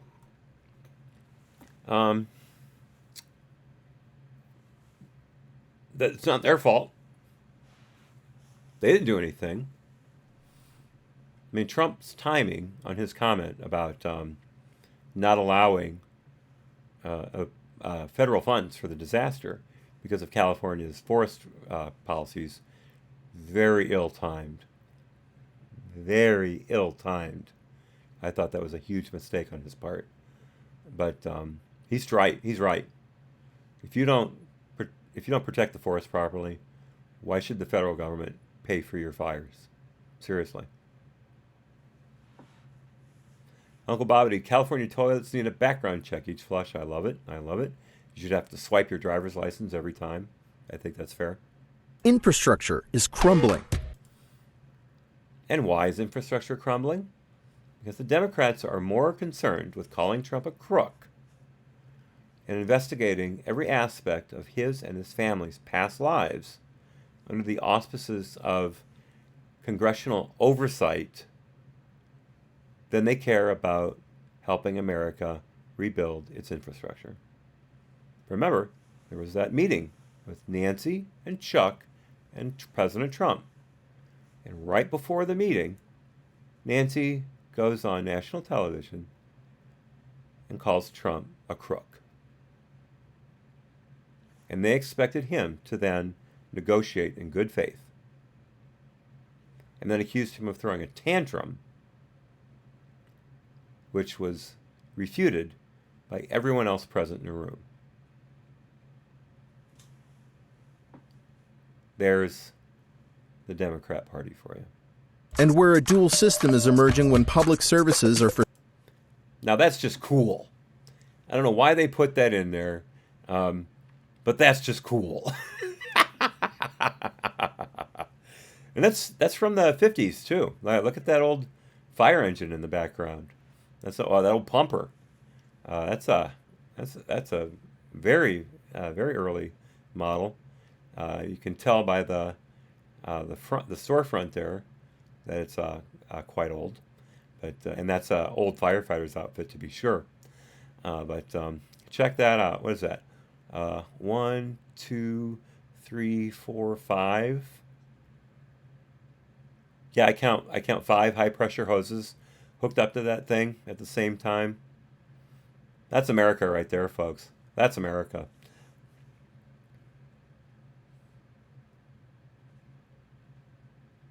You know what?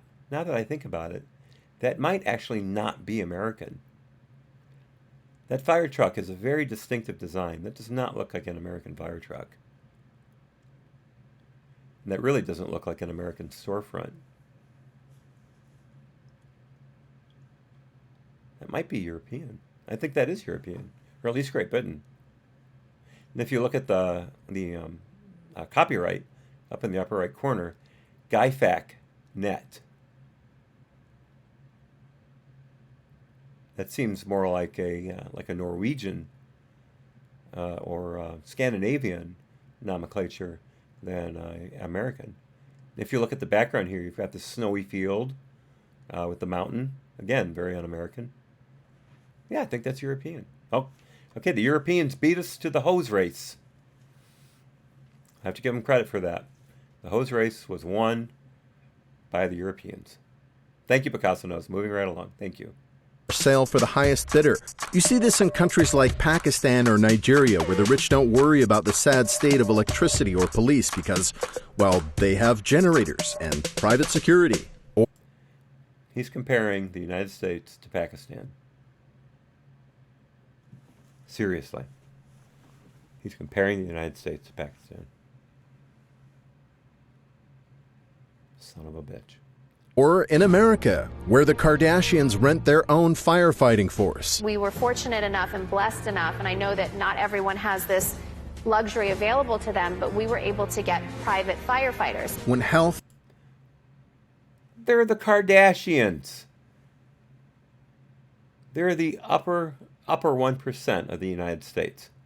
They have enough money to do anything they want. And you know what? In America, that's allowed. It's called freedom. And if the Kardashians want to go out to a private fire service, which has a better response time than a municipal fire service, and maybe even has better equipment suited to the area that the Kardashians live in, why shouldn't they be allowed to contract to that private service? For that matter, why shouldn't someone be allowed to start a private service fire department? There are private service security firms, which are basically neighborhood police forces. So what's wrong with that? Jealous much? Jealous much? Firefighters. When health, education, and safety are increasingly privatized or driven by privilege, the Health, education, and safety are driven by privilege. Los Angeles is one of the richest cities in the world. San Francisco is also one of the richest cities in the world. Certainly in the United States.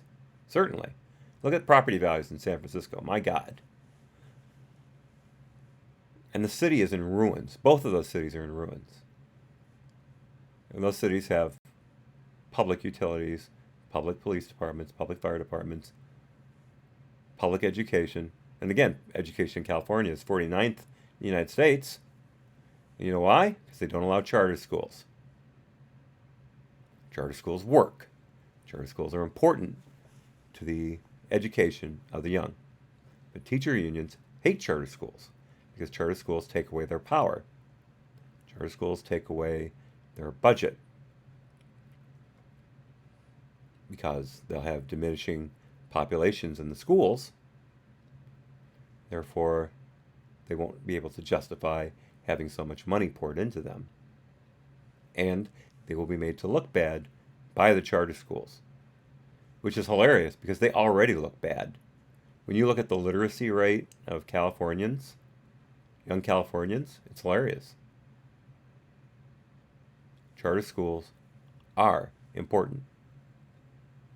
So this bit about education being privatized is hilarious.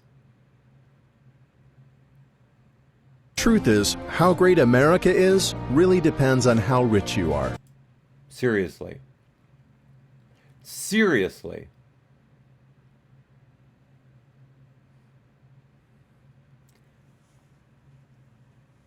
The poorest in America have more rights than any other country in the world because they have the same rights as the richest. The richest may have more access to more material things. That's not what makes you happy. That just makes you a consumer. Remember, there are more white Americans below the poverty line than black Americans. So don't give me this poverty is based on race crap. This line right here, how great America is really depends on how rich you are, is so Marxist. It's so communist that it boggles my mind. The NYT put this out for consumption by all of America right before the 4th of July. They're pushing this Marxist, communist philosophy through basically the largest newspaper in the country to start a class war. David says, if you're so poor, why aren't you black? I like it. I like it. Now, I'm not saying we're Pakistan or Nigeria. You just did. You just compared us to Pakistan and Nigeria. You literally just did.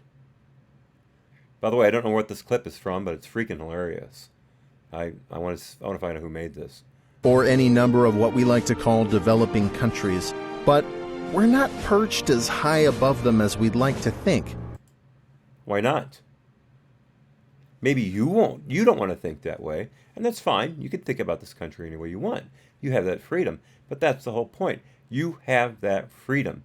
You had the freedom to publish this complete package of mendacity with facile arguments, easily disproved by a few minutes on the internet, by someone who doesn't know anything about this stuff. I know nothing about poverty rates. I know nothing about the difference between married and single-parent households until today, or well, yesterday when I looked it all up. But I was able to do it. Seems like the New York Times, damn it. Oh well. Seems like they don't have the capability to figure this stuff out. Maybe it's because they fired 50% of their editors back in 2017. 50%. Now, I don't remember when this Bill Murray thing happened. I don't remember if this was a gala. It looks like, some important ceremony. Look at the building that they're in. I don't remember this, but this is awesome. He even has a footman in the aisle. Bill Murray's the best. His politics, but as far as comedic ability goes, he's right up there. We got so caught up in the rhetoric about America being the greatest country on earth that we've long ignored the cracks in our system. What cracks? What cracks? The fissures caused by a Marxist-Leninist Democratic Party? The fissures caused by the deep state trying to unseat a duly elected president and overturn a legal election? Those cracks? And while a bit of patriotism is great, jingoism is dangerous. Yeah, that's true. It's probably the only true thing they've said in this entire clip. But jingoism is not the norm in America. It is not jingoistic to believe your country is great. It is jingoistic to believe that other countries deserve to be subjugated by your country. In fact, right quick, let's look up the definition. I should have done this before. Let's look up the definition of jingoism.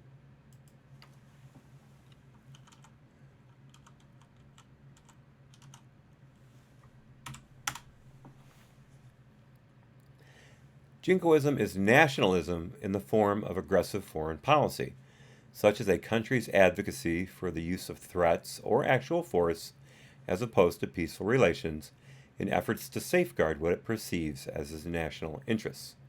Colloquially, jingoism is excessive bias in judging one's own country as superior to others, an extreme type of nationalism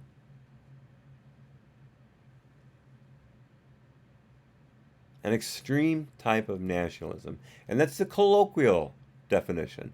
So even if we give the New York Times the benefit of the doubt and saying they're using that word colloquially, they're still completely out of the bounds of reality. Completely. God, lie after lie after lie.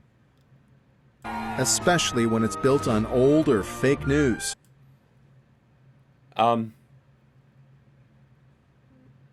What fake news is Trump putting out?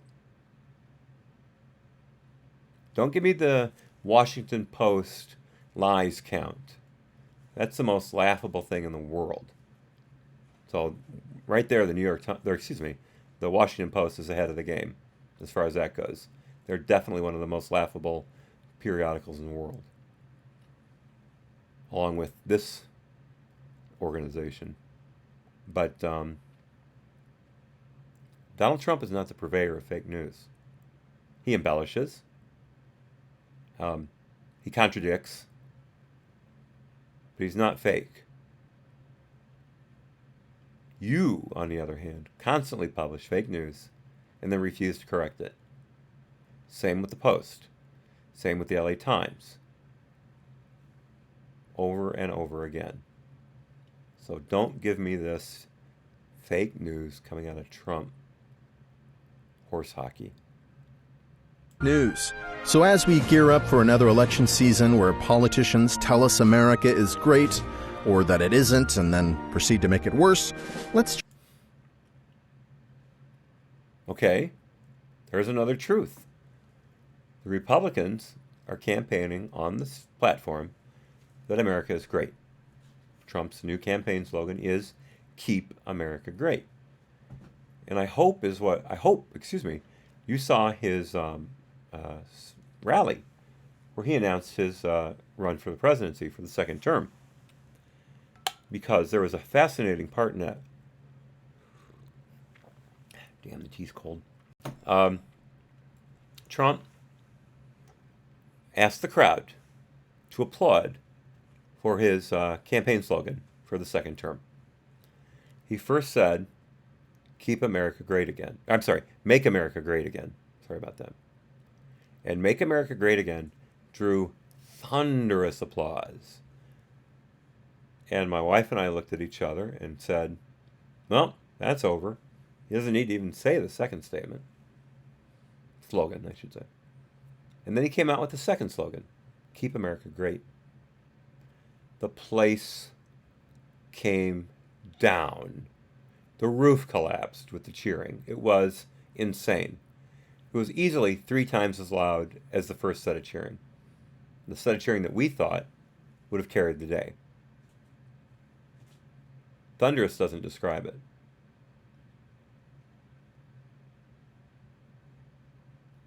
So that's the Republican side of the coin. And the Democrat side of the coin is, we want to take away all your guns. We want to ruin your health care. We want to take away your private insurance. We want to raise taxes. We want to eliminate the rich. And we want to give $1,000 to every American. Universal income, which has been tried in, I believe, Norway and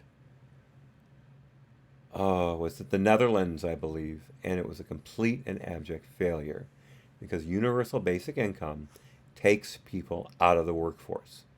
It takes people who would take more marginal jobs or part-time jobs that are vital to the economy, and makes them say, well, I don't have to work. I don't need that job at McDonald's. I don't need that part-time job at the bar. I'll just sit home and play video games and collect my check. And the economy collapses. That's what basic universal income does for you.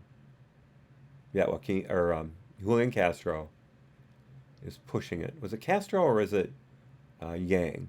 I think it's Castro who's pushing it. Either way, it's insane. One of the stupidest ideas you can run on, except for all the others. Try a more truthful approach. Okay, more truthful approach. I'm going to let this shrink a little further.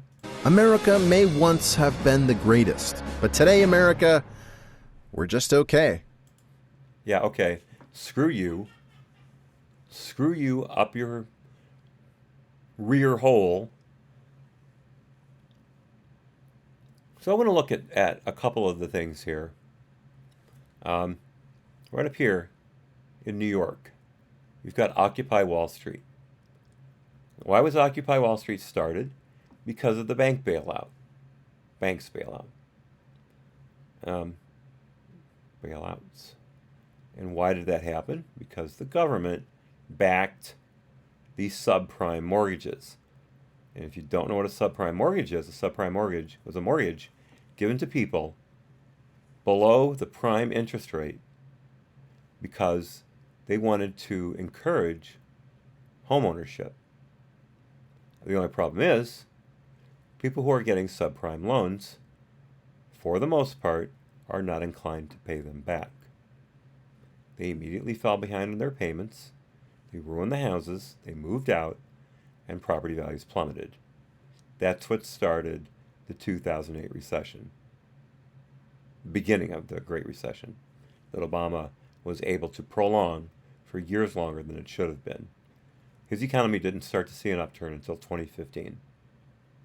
Of course, now they say that Trump's economy is the continuation of the Obama economy, which is hilarious. Of course, we've got Trump in here, that we're just okay. Let's down here in Florida. That's a hurricane. Same in Texas. Same in the south central part here. That's hurricane damage, or tornado damage. Here's wildfires down the southwest. Here's wildfires again. Here's the Kardashian roof, maybe the Kardashian roof, I don't know. They didn't say if that was the Kardashian house or not in the clip about the private fire department. Here's a riot at Berkeley, most likely. Here's another forest fire in the Pacific Northwest. But here's the part I want to concentrate on. Right here. I'm going to back it up a bit.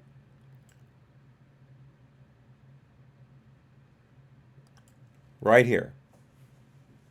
Tamir Rice only.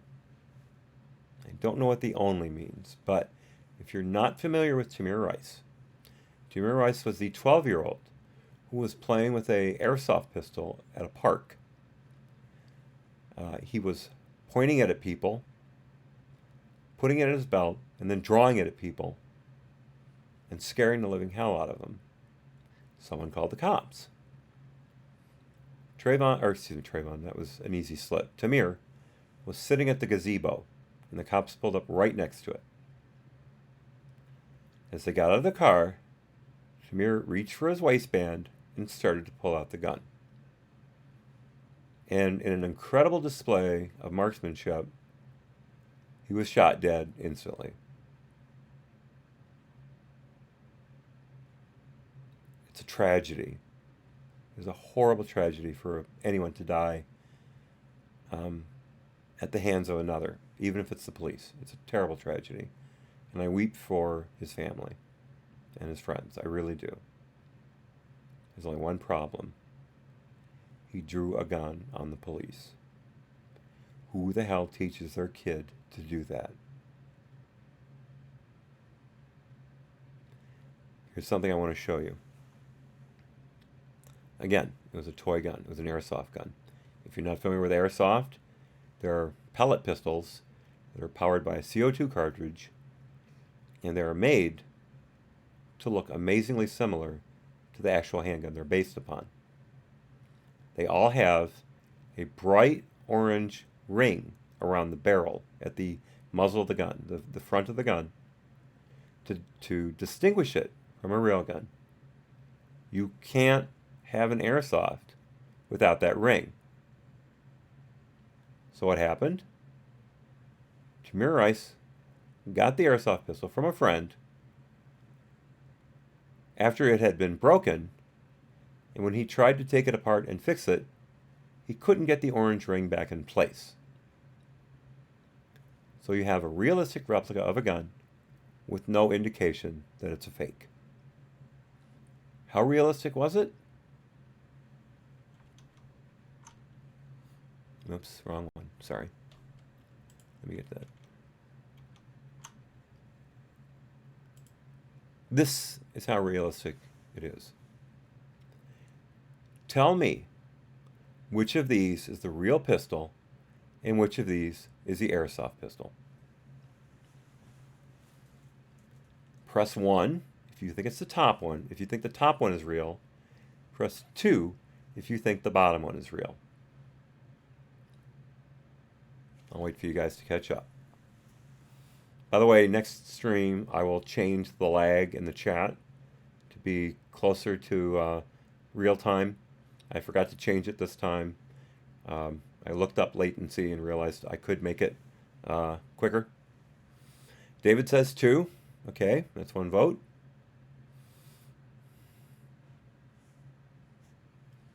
I'll wait for a couple others. Ray says 1. Okay, so we got a split decision. Remember, 1 for the top one being real, 2 for the bottom one being real. Let's see if we can get one more vote. Picasso No says 2. Okay.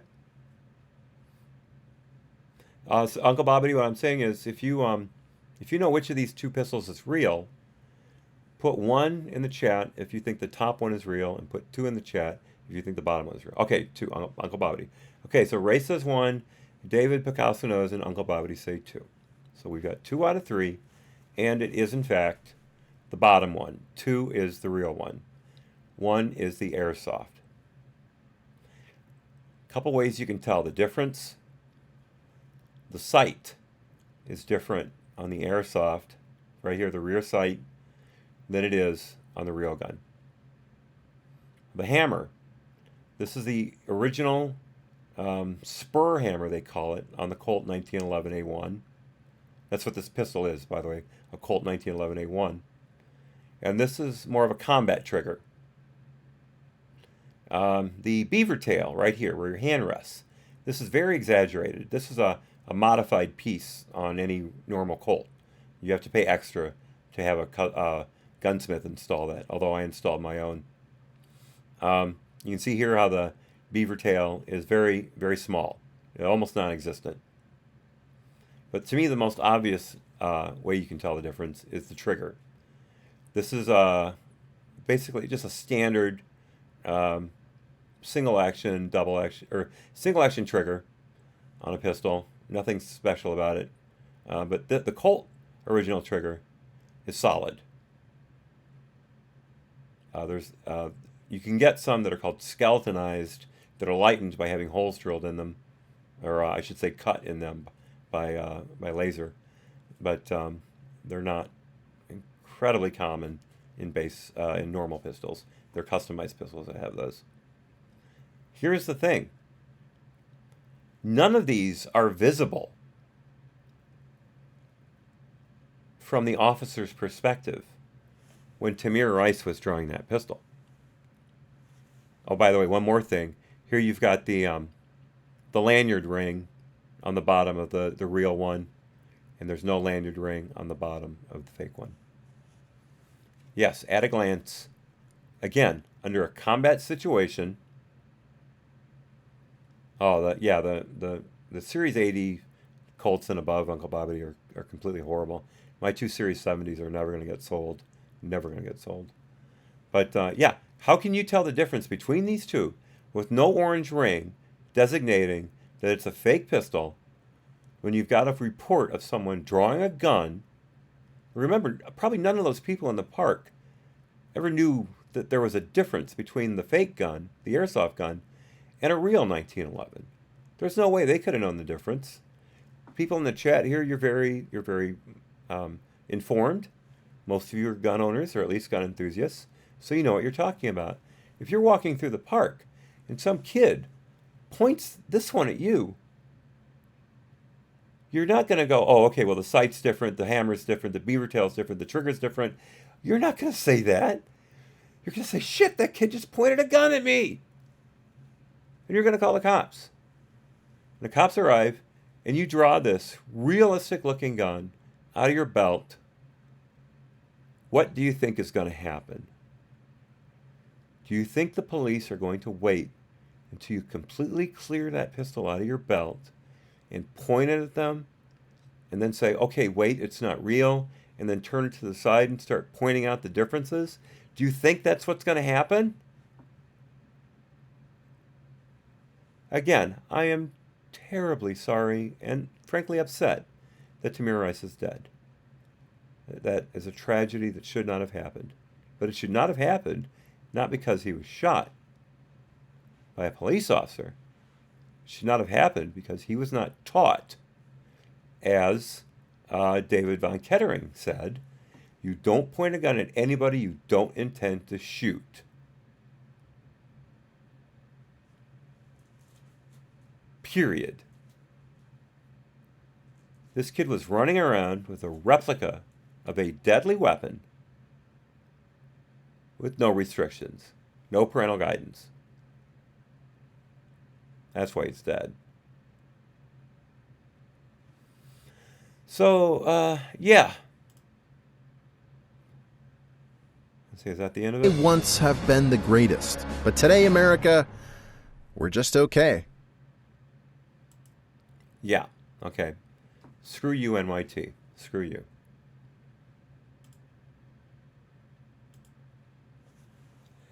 And that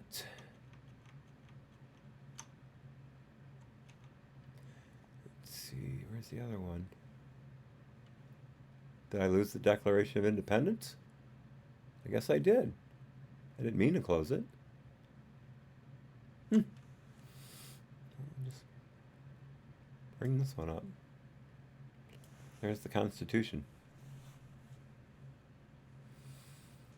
Yeah, but you did that in your yard, didn't you, David? You didn't go out to the park and do that.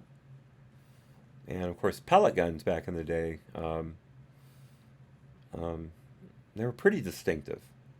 They really didn't look like rifles like they do now. At least not the ones I owned. Maybe a few of them did, the higher-end ones. But, yeah, I mean, I'll tell you a quick story. My brother and I were playing around in the backyard. We had a BB gun, a Crossman lever-action BB gun. And it was November, and I was wearing a heavy jacket, my Letterman's jacket. Believe it or not, I was a triple Letterman in high school, but I won't go into the details. And I told my brother, I said, look, stand behind me and shoot me in the back with the BB gun. I want to see what it does. I knew it wouldn't really do anything because I was wearing a heavy coat. If you remember Letterman's jackets, they were very well built back in the day, very well built. And so my brother stands about, 5 feet behind me, pulls the trigger right between my shoulder blades, and it goes whack. And I felt a little punch. No pain whatsoever. I just felt it hit my jacket. I knew it had hit it. That was it. So then my brother says, me too, me too. Now he's like, what, 3 years younger than I am. And I think I was about 16, 17. And I said, okay, but, I'm going to stand where you were, just so you know. And he goes, no. Back up. You got to back up all the way to the back of the yard, all the way to the house. And I said, okay, so I do. And then I told him, look, just so you know, I'm going to have to point this at your head. Otherwise, it's going to hit you below the jacket. And he starts screaming, don't you dare, aim it in the middle of my back. So I did. I pulled the trigger and hit him right behind the right knee, one of the most tender spots on your body. And he fell to the ground screaming. And I got the BB gun taken away from me because I shot my brother. So that's how that worked. So moral of the story is, don't let your brother tell you to shoot him.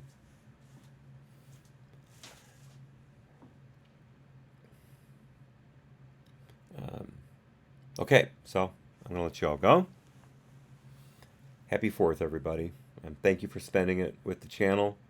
I really appreciate everyone coming to the chat. It means a lot to me. Please share this with family, friends, and neighbors. Let them know that the channel exists and that they can expect more of the same if they tune in. Oh, in the armpit, David, with a pellet? Oh my God, a pellet. I just hit my brother with a BB. Pellets are mean. Ouch. Damn. Okay, never raise your arms and surrender if someone's got a pellet gun next to you, I guess. Don't play the French. Don't play the French. But, so anyway, yes, Uncle Bobby, thank you. Happy Independence Day. Brother Hat and Sister Picasso Knows and Hat family, thank you. And of course, let me just make sure I hit everybody in the chat. We had, as Laura Weekly was here earlier, of course, Ray and David. Thank you for coming, David. We had 333 KAW, who I very much enjoyed as well. And of course, Uncle Bobbity. And David, did I mention you already? I hope I did. I should have. This was a wonderful day, and I really enjoyed spending it with you all. I hope we can now enjoy what's left of the Trump parade and his speech tonight, and have a great rest of the day. So again, God bless you all, and God bless the United States of America. Long may she reign. Thank you, everybody, and again, happy 4th.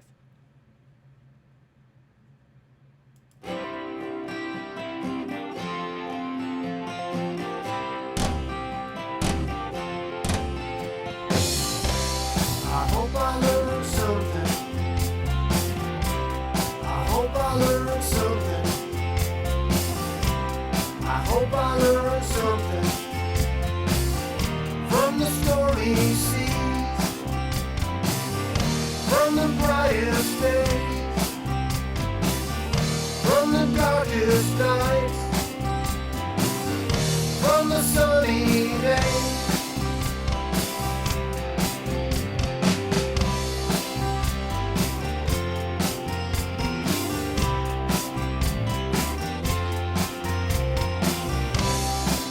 You learned something. I hope you learned something. I hope you learned something from the stormy seas, from the brightest days, from the darkest nights, from the sunny days.